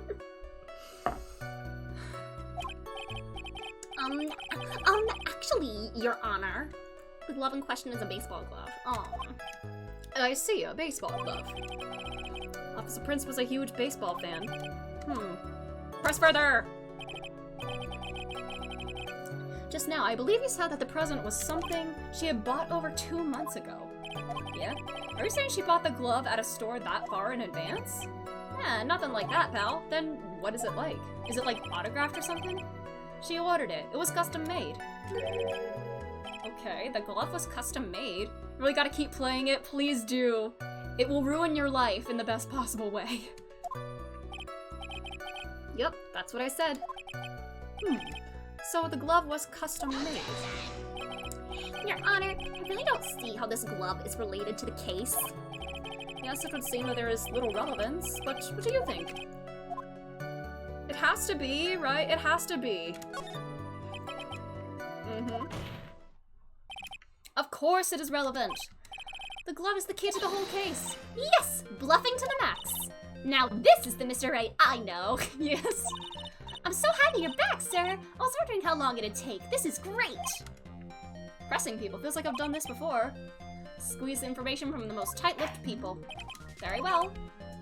Let's hear some more about the matter. Actually, I brought the glove with me today.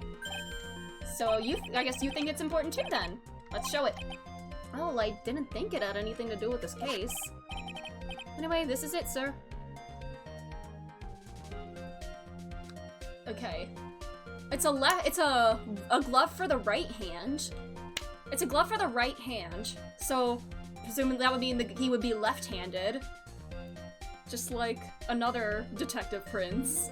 But aside from that, now he would be left-handed, like throwing the baseball with his left hand, but in the picture, right hand. I mean, we also kind of gave an idea that, like, it's not about that he wouldn't have written this, but he could, even if he couldn't have written that with his right hand if he's left-handed. The original already kind of did. Second favorite game right there. Oh, nice, nice. Royal will make it even better / worse. The Royal semester in the game is by far my favorite part of the game. And it has my favorite, just, I don't know, I won't say much about it, but it's, yeah. It's rather yellow, isn't it? It was custom made. Officer Prince really liked the color yellow. And that's why you had a special order? Yep, that's right. That and one other reason. I think this court has heard enough. It is clear that the victim and the defendant were involved with each other. Yes, that's correct, Your Honor. Alright, now that it is true, which brings up an important question. Was the name Maggie really written by the victim? No, the glove is for a right hand. Detective Gumshoe, please tell the court a little more about the name on the ground. Yes, sir. Alright. Yeah, he couldn't have written it. Yeah, true. If he was like if he was dying, then he couldn't have written it so well. We first looked into the handwriting. Unfortunately, we couldn't confirm that it was the victim's handwriting. Next, we checked the victim's pointer finger. We found that there was sand trapped under the victim's fingernail. There were also scratches on his skin that were caused by him writing on the ground. On this, we could confirm that the victim wrote this name with his right hand. A perfectly logical conclusion. Do I just try to speedrun this and present the glove at the very end, without pressing at all? Maybe? Handwriting, confirm was him. He wrote it with his right hand. Let's just be bold and see if this is it.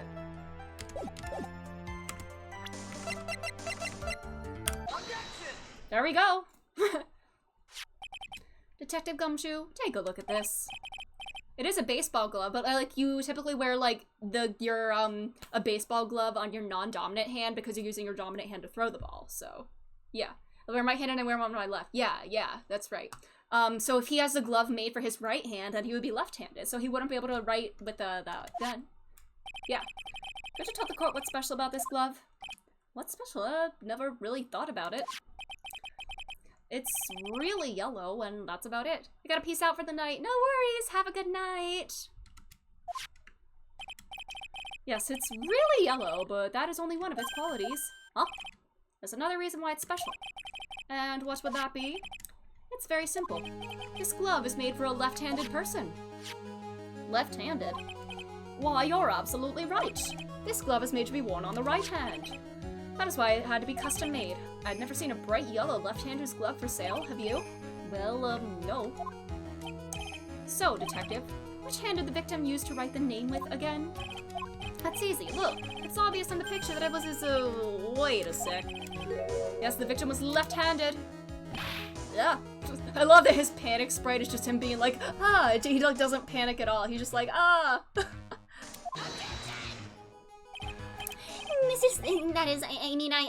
I object. Overruled. Mr. Wright, I would like to know what your line of reasoning proves. There's only one conclusion that can be drawn. A left-handed person could not have written a message with his right hand. Therefore, the person who wrote the name Maggie could not have been the victim. Order! When you think about it that way, then yes. It is not possible that his name was written by the victim himself. And that means Maggie is... No, it's not possible. Mr. Payne. Yes, Your Honor. The evidence that the prosecution has presented has failed to prove the defendant's guilt. In fact, I believe you have proven her to be innocent. No! Alright, you did it. That was a quick trial, but it can't be done that quickly. Really? You've reached a conclusion. You did a fine job once again, Mr. Wright. Me, Your Honor? Well, thank you, sir. See, you got complimented by the judge again. You're really good. And that's why you can't give up being a lawyer, sir. Huh? I'm more than ready to retire. Dude, you are 25 at this point in your career. Yeah, I was like, that's too soon. No, not yet. We don't know who actually did it, then. Please give me a few more minutes, Your Honor. Do I have any other people? Only them. prosecution is not yet finished. What do you mean? You'd like to call our next witness to the stand. It's probably gonna be the real killer. Might be the guy with the fire extinguisher. And what did this witness witness? The moment the victim was pushed to his death. What's more, he saw the very face of the culprit. What? It's this ah! He's like, ah! Alright, there we go, recess. Yeah, that was a bit too easy. I can't let my guard down. Let's do this.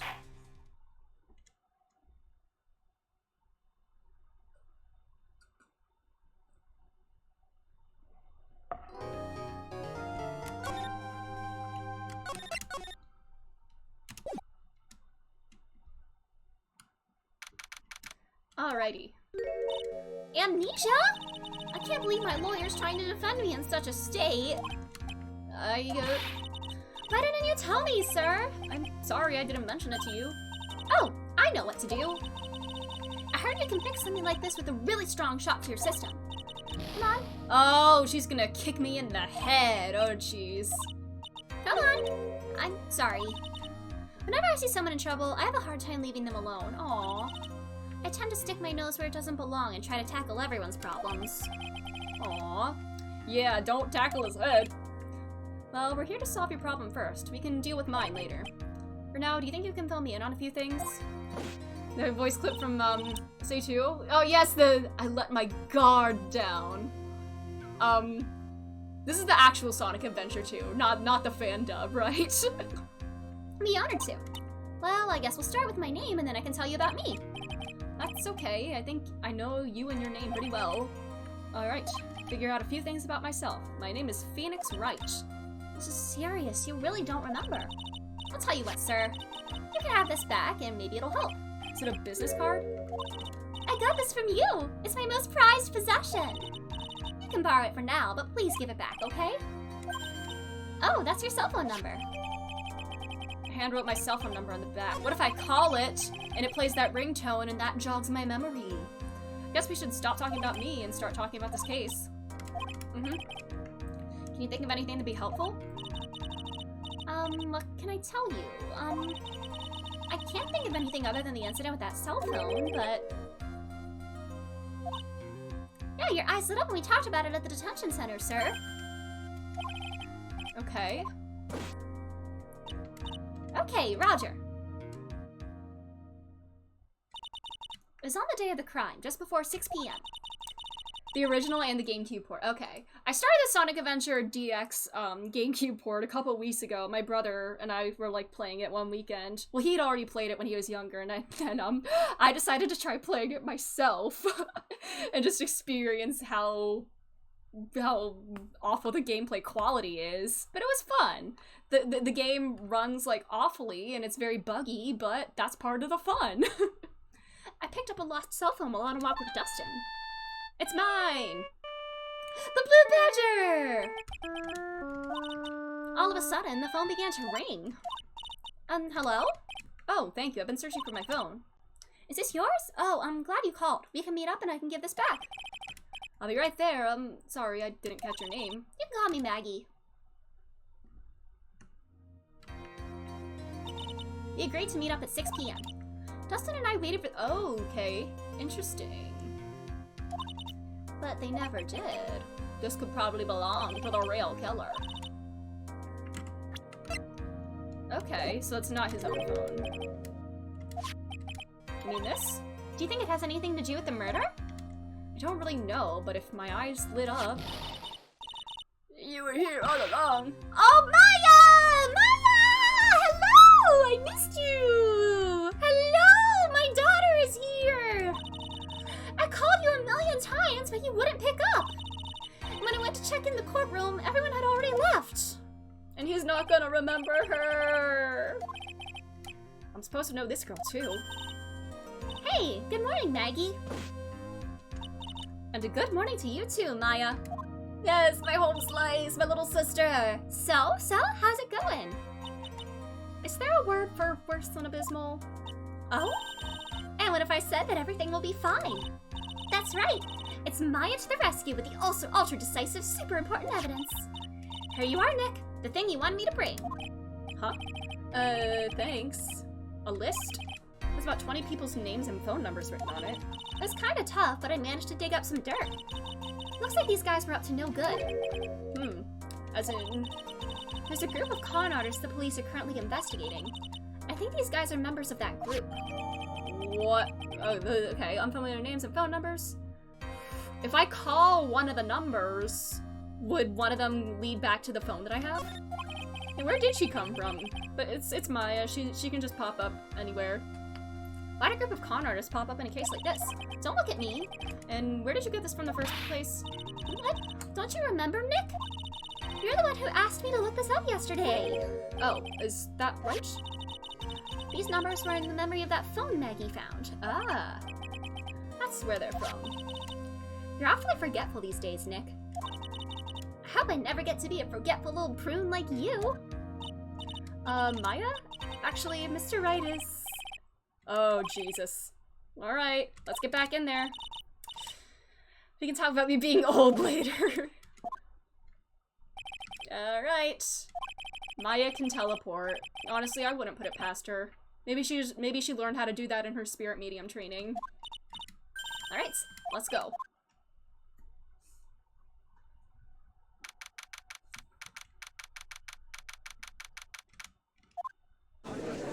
She's with me again! Alright. Yes, Your Honor. But before I do, if I may say a few words. What is it, Mr. Payne? It's about your next witness. He has a tendency to say things that rub people the wrong way, you see. So I ask that the court may be a little lenient on. There's no need to give a preface, just hurry up and call your witness. The prosecution calls its next witness a drifter who was taking a walk in the park on the day of the murder. I'm assuming this guy's gonna be the real killer. Yep, it's the guy with the he was intimidated by me and had to knock me out, huh? She brought back a spirit with superpowers, probably. Before I do, I'd like to clarify a little something. Huh? Oh, alright, go ahead. Just now, you introduced my wonderful self to the court, correct? Perhaps as a drifter who was taking a walk. Did I? But I will not stand for that. Now you've tinted the court's eyes and color me wrongly. Sure, I suppose calling me a university student would be the absolute...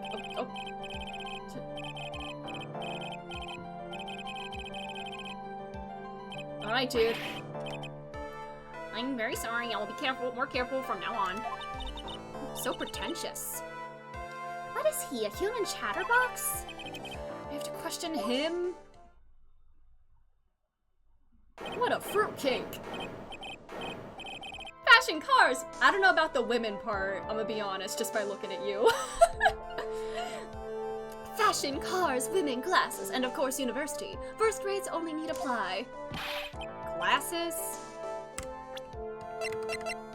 These must be his glasses. That's enough. Your name, witness. He's a wannabe. Oh, yeah. Oh? Is that how you want to play this? Using your power and influence to keep young people down. I see how you work now. You old people and your dirty tricks. You thought you had me, but you thought wrong. Jesus Christ. Jeez. I forgive you. Alright, I suppose I can tell you my name. I am Richard Wellington, the drifting virtuoso, with a PhD in drifting, as it were. If you wanted to, you could call me a university student in transit. Mr. Wellington. Yes, the homunculus greed the avaricious. On the day of the murder, you were taking a, strolling through the park, correct? It would appear that you are attached to that word. If you must, then by all means. But I remind you that I am in no way a prepubescent boy out on a walk with mommy. What the fuck, dude?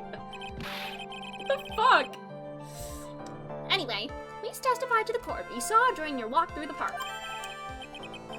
See, you said it again. Taking a walk. Oh my god, dude. Stop with this. Man, I need Edgeworth in here to really lay into him. I was at the park all afternoon, deep in thought about my life situation. I don't remember the time all that well, but I do believe it was past 6 p.m. All of a sudden, a police officer falls from above, right in front of my eyes. Without a thought, I look up, and there I met the eyes of a charming young lady. Of course, I remember her sweet face. It was that of the pretty defendant there, dude. The only other thing I saw was the banana that fell with the police officer. The glove, probably. Probably the glove. That was certainly a decisive testimony. Decisive? Nick? Did you just hear what he said? That's all you have to say? How can you be so calm? My mind is very calm and clear. Maybe it's because I believe in my client. It's a rich slab of meat. You mean Maggie? Yes, and if she really is innocent, then that can only mean one thing. That guy is lying. A banana. I'm pretty sure that would be the glove. Alright. Past 6 p.m. And that was, yeah, 6:28. The defendant. The banana that fell with the police officer. It's probably gonna be this. Yeah. Mr. Wellington, I believe I have the bananas you saw right here. Ah, so you knew about the bananas too. Why didn't you say so earlier? Dude, this dude has a very punchable face. But I don't think you can use this as a way to pull more information. But don't think you can use this as a way to pull more information out of me. And that's where you'd be wrong. Mr. Wright, what is the meaning of this? Isn't that the baseball glove? Huh? Why are you panicking at the baseball glove? Doesn't it look delicious? Care for a bite? Why is the fact that it's a baseball glove making you panic? That's not... It's a no. Your Honor, I think this proves one very important fact. This witness knows nothing. Has bad eyesight. Yeah, because he needs glasses. Just how bad are your eyes? Huh? Why are you asking me about this all of a sudden? He's gone bananas. Your Honor, it's very simple to mistake a glove for a bunch of bananas. No, I don't think so. Yeah, he's also got a punchable personality, true. You're one of those people! Yes, you know what I mean. You're like those people who refuse to oh my god.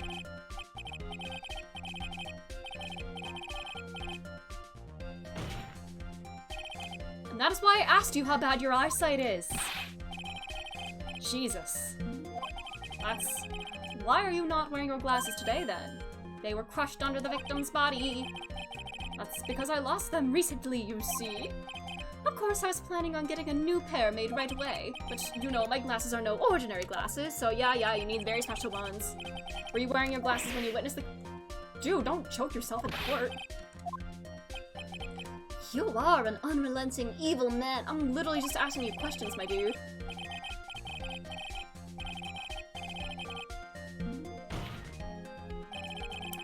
Which boils down to you were not wearing your glasses at the time.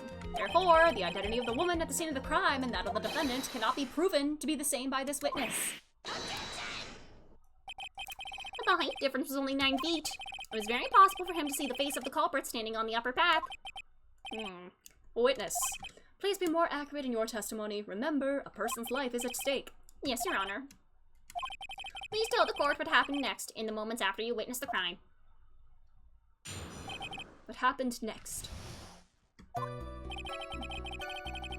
The girl on the upper path ran away as soon as she realized I was there. After that, I immediately called the police station to report the crime. It must have been 6:45 p.m. when I made the call. They must have a lot of free time on their hands since they showed up within 10 minutes. Okay.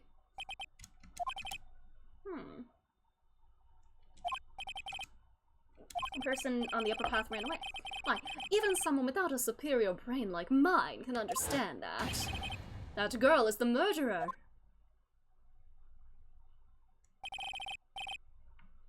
You may question the witness now, Mr. Wright. He probably wrote the name Maggie. He's probably like part of one of these con guys, and maybe another person like pushed him off, unless he was the actual killer. But you know, ran away. Immediately called them. 6:45 p.m. How do you know what time it was? The detective told me. You know which one I mean. The one with the jacket that makes him look like a dropout from a no-name high school. Hey, Belle! I graduated from pretty good, top-ranked college! Oh, jeez. It doesn't matter. I don't believe I was mistaken on what time I called. I'm And if I am wrong, then the detective obviously doesn't know how to tell time. Well, you're just some lousy kid. Oh, jeez. I think the court can see your point. How did the police respond? The fact that they responded came pretty quickly is... Time of death 6:28, and body was covered in bruises. Hold it! So you're saying that there were police on the scene by 7 p.m.? They got there before that, I think. There usually aren't many people in that area at that time of the day. But suddenly, before I knew it, there were people crawling all over, gawking. It certainly says something about the morals of the people in this country. Okay. Alright. Probably something with the time.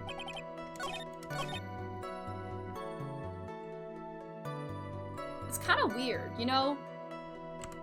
If you call the time of death was at 6:28 p.m. and you saw it when it happened, why wouldn't you call the police right away, you know?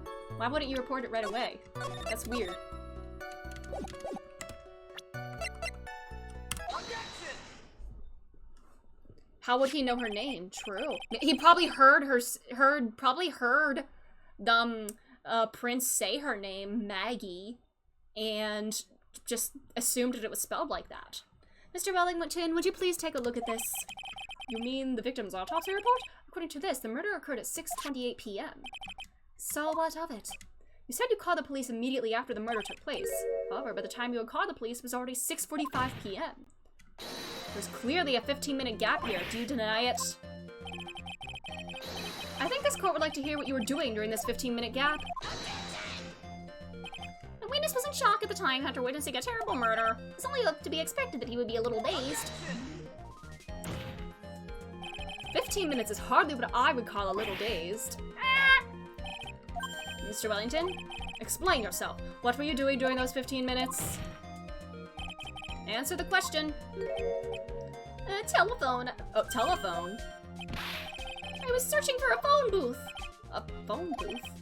You mean you don't have a cell phone? You and your questions, as if you're trying to open all the layers of a Matryoshka doll. You must have something special. Witness? I lost my cell phone.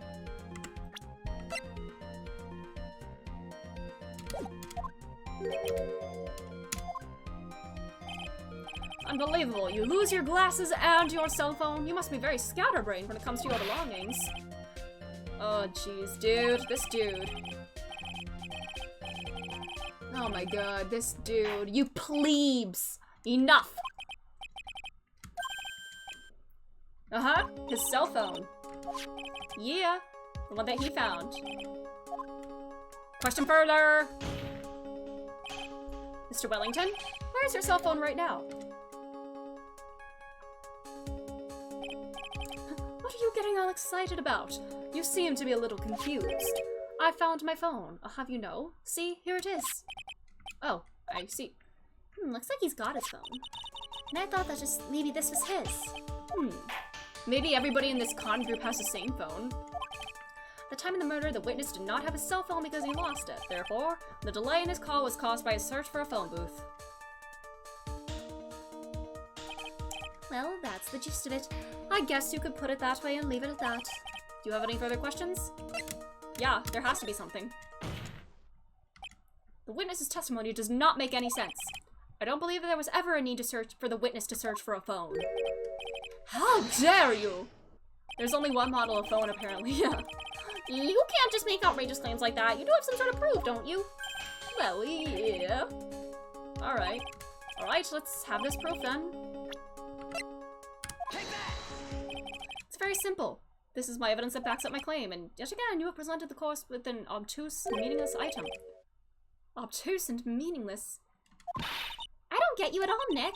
Why do you think you wouldn't need to look for a phone in the first place? That's because I was looking at the evidence and it hit me.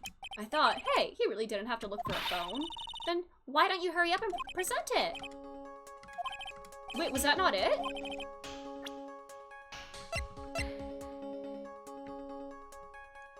Oh, is the phone itself not it?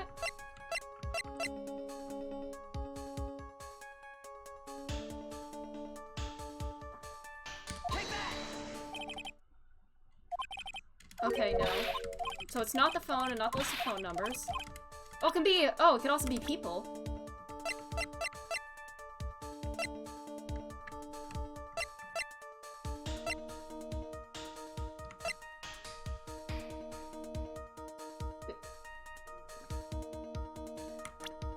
I could say he tried to take the victim's phone, but he couldn't see this. Oh god, I'm literally just going through whatever. Look at this photograph!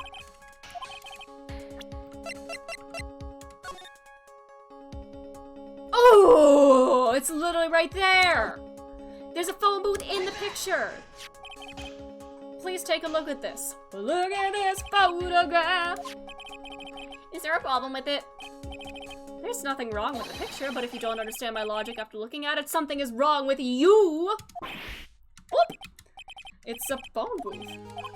All the defendant had to do was walk 3 steps. Mr. Wellington, why did you not use the phone that was right in front of you? Ah! Alright. Well, does reporting the crime a little late prove for the defense? A witness can't explain what he was doing for those 15 minutes. This reason is enough to throw suspicion on his testimony. Dr. Wee-oo! This is very true. What do you have to say for yourself, witness? Alright, that really is his phone. He must have killed Dustin to get his phone back. But Maggie said she was going to return it to him. So there was no reason for him to kill for it. And on top of that, we stole the phone she found anyway. But if he wasn't looking for his cell phone, maybe he was looking for something else? Alright. Do you have any thoughts you'd like to share with the court? I have an idea. There's only one possible explanation. He was writing the name Maggie. He was writing the name Maggie. We'll be penalized. Alright. Alright. Why didn't he call right away? He had to have been writing the name, right? No. Alright, never mind.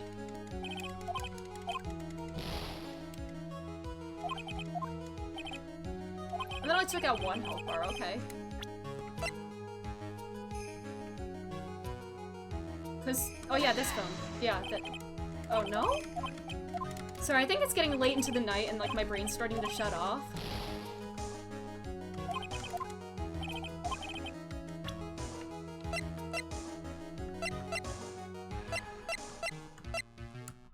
He didn't have his glasses. Yeah, those are his glasses. Mr. Wellington. What? Don't do that. You almost gave me a heart attack. These are your glasses, aren't they? Where did you find? I believe the court all heard what you just confessed to. These glasses are in fact yours. I'll tell you where they were found, Mr. Wellington. These glasses were found under the victim's body. Ooh, got him.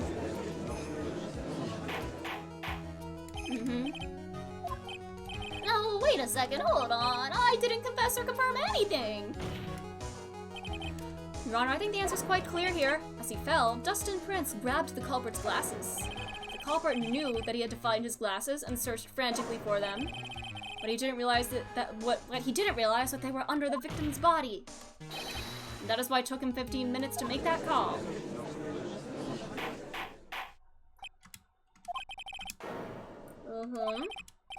Yeah, that is precisely what I am doing. Ooh. Well, why would he do it? Just because? I know I'm right. He is the real murderer. The cell phone was the key to the case after all. This is our chance. There we go. Let's get him. This is so exciting watching you work again. My old self is coming back. Alright, everything rests on the edge of a knife. This is the moment I've been waiting for. Alright. Your Honor, the defense is making a mockery of this court. Without any solid ground to stand on, he accuses the witness of being the murderer. Yeah, that's right. I'm no criminal. This is third-rate fraud for a lawyer. Oh my god. Why don't we look at it from a different perspective? Let's hear your explanation as to why you are not the murderer. That's easy. The name the victim wrote. What about that?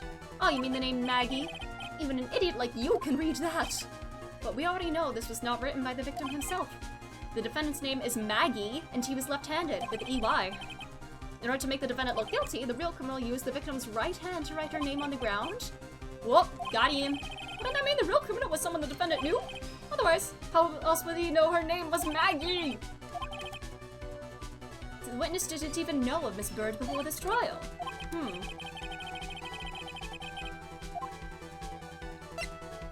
Didn't she say her name over the phone? Probably best I could prove that the witness had a chance to learn that the defendant's name is Maggie. She got in contact with the owner. There we go. You didn't have your cell phone with you on the day of the murder, correct? So what if I didn't? When you realized you have lost it, what did you do? What did I do? Didn't you try to find it by calling it? How did you? That's just the thing you do. Your Honor, these questions have nothing to do with... Overruled, Mr. Wright. Where are you going with this line of questioning? Do you think there's some relation between the witness's cell phone and the murder? I do, Your Honor. On the day of the murder, Maggie Bird picked up a lost phone in the park, and she also received a phone call from the owner of the phone. There it is. Hello? Oh, thank you. I've been searching for my phone. Is this yours? Oh, I'm glad you called. We can meet up and I can give this back. I'm sorry, I didn't catch your name. Maggie. Got him. That was when you learned her name was Maggie. Oh! But you made one fatal mistake. My client's name is Maggie with an EY. This is a mistake that could only occur if all you knew was how her name sounded. Got him.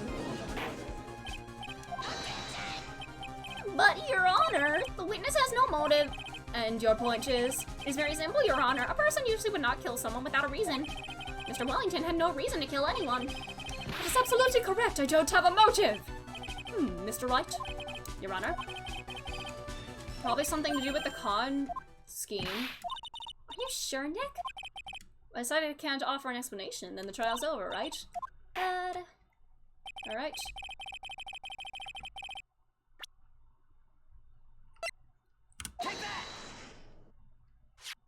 Mr. Wellington's motive is right here. What is this, a list? These phone numbers were pulled from the memory of the phone the defendant found. We've determined that these people on the list are members of a certain group. You looked up all those numbers? Of course. The list of phone numbers was stored on the cell phone's memory. The names and numbers belong to people who are a member of a certain con artists group. What? Con artist? Can you explain why those numbers were on your phone, Mr. Wellington? This is an outrage, an invasion of privacy. Looking up the phone numbers on a person's phone is worse. Oh my god, dude. You're one of those. Shut up. I don't care, Mr. Wellington. All I want is for you to tell us what this list is about. You think any of note it's like to be a refined man such as me? Your Honor, this is an unjustified battering of the witness. Objection overruled. Alright. Let's save. What is the meaning of this? Why would the witness have the numbers of a group of con artists on his phone? He's a member of the group. Mr. Wellington is a member of this very group. All of your friends' phone numbers are stored on this phone.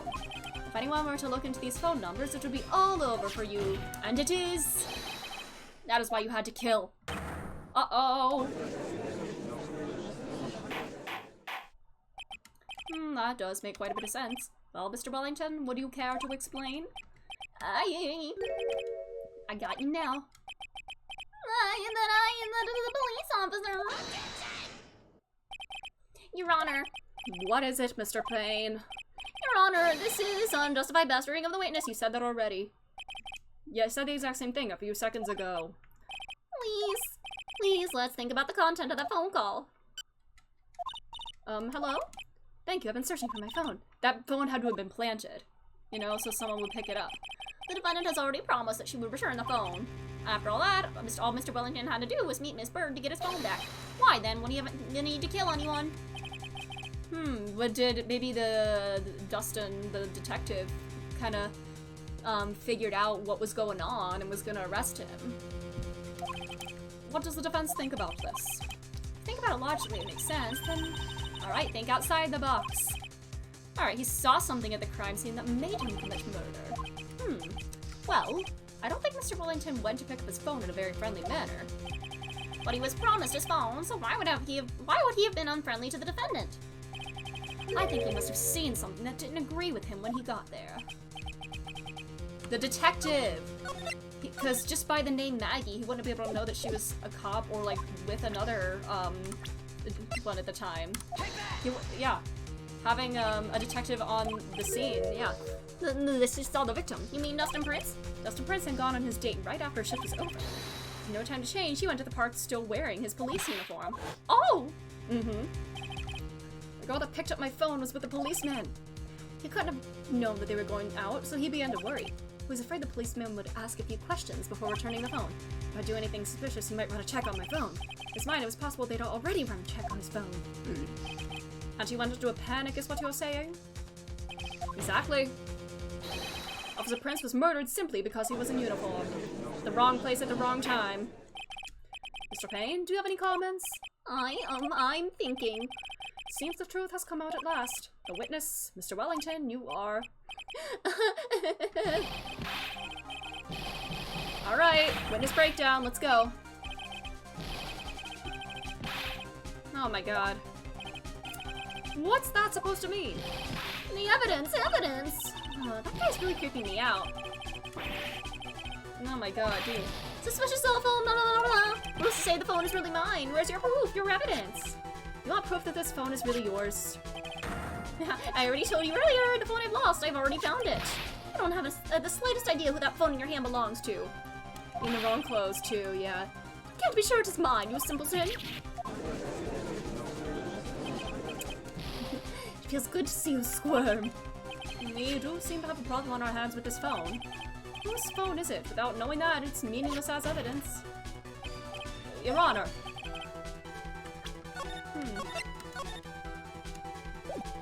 Maybe Phoenix had the same phone as the other guy. And their phones, like, got swapped somehow. Yeah, we'll probably just need to, call this number on Phoenix's card, and his phone's gonna ring. His cell phone. There's gonna be the phone's stored numbers.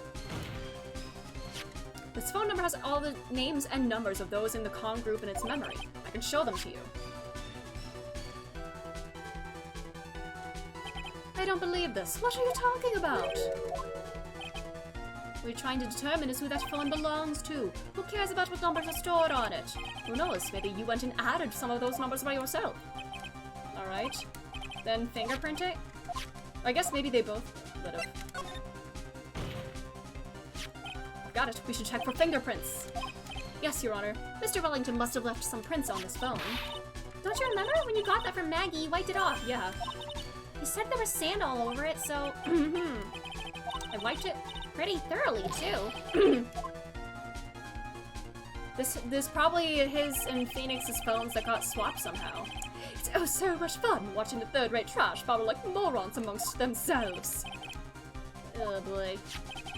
How many times do I have to say, my phone is right here, you see? And incidentally, you can't check the numbers stored on this phone. It must have glitched because all the numbers just magically disappeared. Very convenient. Mr. Wellington, what's this? By the tone of your voice, it seems like you still have some fight left in you. Where did you finally find your cell phone?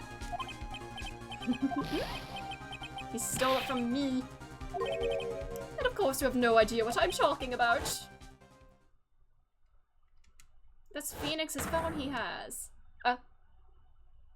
He knocked him out and swapped their phones! That's how it went down! That's how it went down! Beep. Huh. Looks like they hung up. Ho ho! There we go! His phone!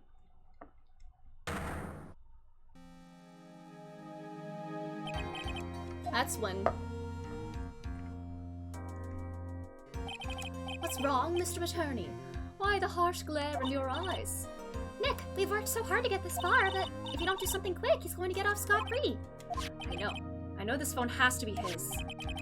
How am I supposed to prove something? Call your own number, because it was your phone. If you cannot prove who the owner of that cell phone is, your indictment has no basis and therefore no power. He looks so baby girl, and he really does. Like, he's just, like, lounging like that. Like, I hope we get to see more art of him like that. I think that's the, like, we don't really see too much, obviously since we are playing as him, we don't really see him outside of the courtroom, like, at all. But, God, he did look good there, yeah. Looks like you came about a penny short. Call the phone number. Don't blame yourself, you're merely a third-rate lawyer. You made one big mistake. Who are you? Where are you? That's something you haven't figured out for yourself yet. Who I am? Alright. Yeah. If that will be all, I'll have to bid you gentlemen and ladies goodbye. Yes, you get more casual. Let's go. I'm here for that. I have a reservation at that ultra-fancy restaurant on the upper side of town. Thank you for your assistance. You've had a stressful day, so please bon appetit. No. Raise an objection. Hold it! Hold it. Please wait, Your Honor. He's mad. Great vegetables. Great vegetables jump scare. That startled me. We're gonna eat some great vegetables after this. I think I may be able to prove it. Prove it? Prove what, Mr. Wright? Everything. Your Honor, the cross-examination has already ended. Besides, the defense is just going to badger the witness with more inane questions. You will not harass the witness. Is that clear, Mr. Wright? Who am I? Where am I? Why do I feel so trapped? Did you hear that? No harassment allowed, Mr. Attorney. Okay, but you kinda assaulted me earlier by bonking me on the head with a fire extinguisher. Please, Your Honor. Very well. But this is your last chance, Mr. Wright. May present one piece of evidence to the court. Alright. The phone number. Try calling. You cannot prove everything. It's over for your client and for you. Yes, I understand. I'm sure you're well aware, Your Honor, but the cross-examination period has ended. Were you paying attention, Mr. Payne? I said that Mr. Wright could present one more piece of evidence. Alright. Great vegetables. Yes, perfectly with this overdone Wellington. Stop! Oh my god, this is gonna cost me 3 health bar points. Take that! Why, thank you. How nice. Here, please have one of mine. Stop! Oh, okay. Alright. Alrighty, cool. Wait, what am I doing? This isn't a time to be exchanging business cards, Your Honor. There's something very important about that card. The back of the card, the phone number. This card is important because of what's on the back. You wrote your cell phone number on the back, but that's exactly it. Can you please call this number from your phone? Huh? Right now? But court is still in session. That's how we're gonna prove it. That he has Phoenix's phone. We're going to call my cell phone now, and then the court will see everything for what it is. All the idiotic, stupid things. There, that's his ringtone. That's his ringtone. Yeah.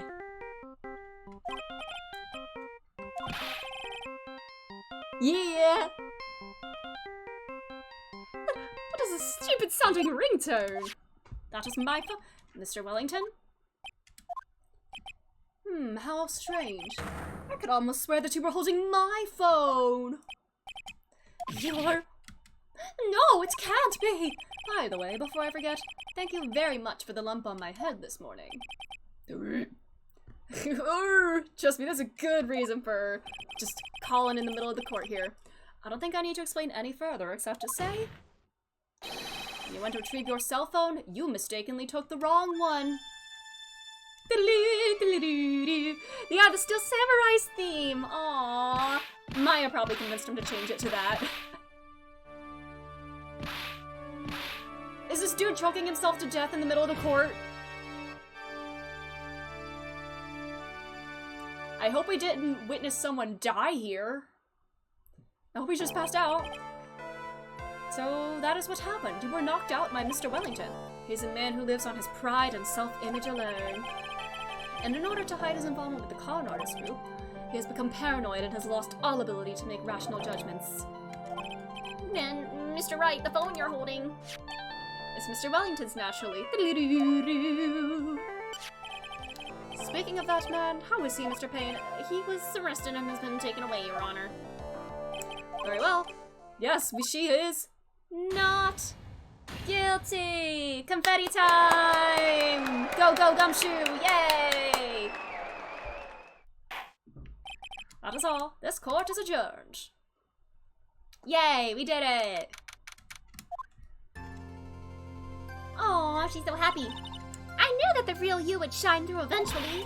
I'm so moved by what you've done for me, sir. Thank you so much, Mr. Wright. I feel really bad for Dustin. He didn't do anything to deserve this. It's probably because of me. Your whole life has been nothing but a whirlwind of bad luck and... No, it's okay. Your whole life? It can't be that bad, can it? Since I was 6 months old, when I felt... Oh my god! Jeez! First off, I have the judge's card. I can't actually read it, but jeez. I've been hit by all sorts of... Oh my god, how are you still alive? Aww. Aww. Nothing but a string of disasters, just like Bennett. Aww. Up until I went to college, I was known as the Goddess of Misfortune. And then at the academy, everyone called me Lady Luckless. Yay, Maggie is a free bird. What's worse is that my misfortune always seems to latch on to those around me. What do you mean? When I see someone in trouble, I always try to help. Yeah. It's actually ironic because the bird she's named after represents good fortune. Ah, I see. So that's like the irony of her name. Interesting. Both have misfortune semblance. Oops, there's an old lady pacing back and forth by the pedestrian crosswalk. I gave her my hand, and before I knew it, we were having dinner at my house. Oh. I'm sure that Dustin's gone because of me. That's not true! That glove didn't even have any sort of special meaning. It was just a present to say thanks for covering one of my night shifts. Oh, I see. Everything is all my fault! Dustin's death! Your head being all— No, it's okay! I'm going to find a new life for myself starting now. The next time we meet, I'm sure I'll have found a whole ocean's worth of good luck by then, sir. Yeah, after all, the Goddess of Misfortune is only a name. You bet! I'm gonna make it, I promise. Next time we meet, I'll only be an unlucky person instead of a goddess. Yeah, that's the spirit. That's an improvement. Well, Mr. Wright, Maya, I should get going. Okay, good luck to you. Thanks. You take care of yourselves too. We did it! What a horrible day. Gotten my memory back, but things are still a little fuzzy. Do you remember your husband? But you're okay, and that's what counts. You really had me worried. Come on, let's go back to the office. I'm afraid to ask, but here goes. But... Oh... What? I thought you said you got your memory back. At that moment, everything really did come back to me. Detective Gumshoe? He's someone I've had clashes with in the past during certain cases.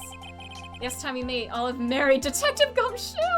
I've never watched Ruby, actually. Yeah. He's also been a good ally during others. The judge, he's a lovable, kind old man who is easily swayed by other people's opinions, but in the end, he always comes up with the right verdict. This person, I haven't got a clue. Yeah, he's not important. Maybe he's... yeah, he's not important. This... Maya? You finally remembered! This is Maya Fey, my assistant! Yay! I have so many unforgettable memories around her. Earth to Nick, what's wrong? You keep staring at me. Don't tell me you missed me. Oh, yeah, I suppose I have. Yeah! I feel like I haven't seen you in ages. Oh? Well, I'm back now. So it's time for us to create new memories together. Alright, sounds good. All the phone numbers on my phone were erased by Mr. Wellington. I guess I'll have to start over from the very beginning. Oh boy. Come on, Nick. Let's go to our usual burger joint. Okay. Actually, it hasn't even been that long since you came back into my life. Aww. And that's the story. Began on one rainy afternoon 2 months ago. Yay! We did it! We did the first case in this... A child. Oh, is that another Fae child? Looks like a Fae. Alright. Yeah, we're gonna save and we will continue with this next week. Alright. That's all. I'll just close out to the game. And yes, we finished the first game, finally! And we're on to game number 2.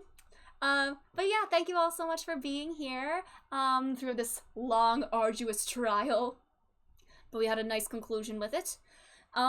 Tomorrow at noon Eastern Standard Time, we will play Honkai Star Rail.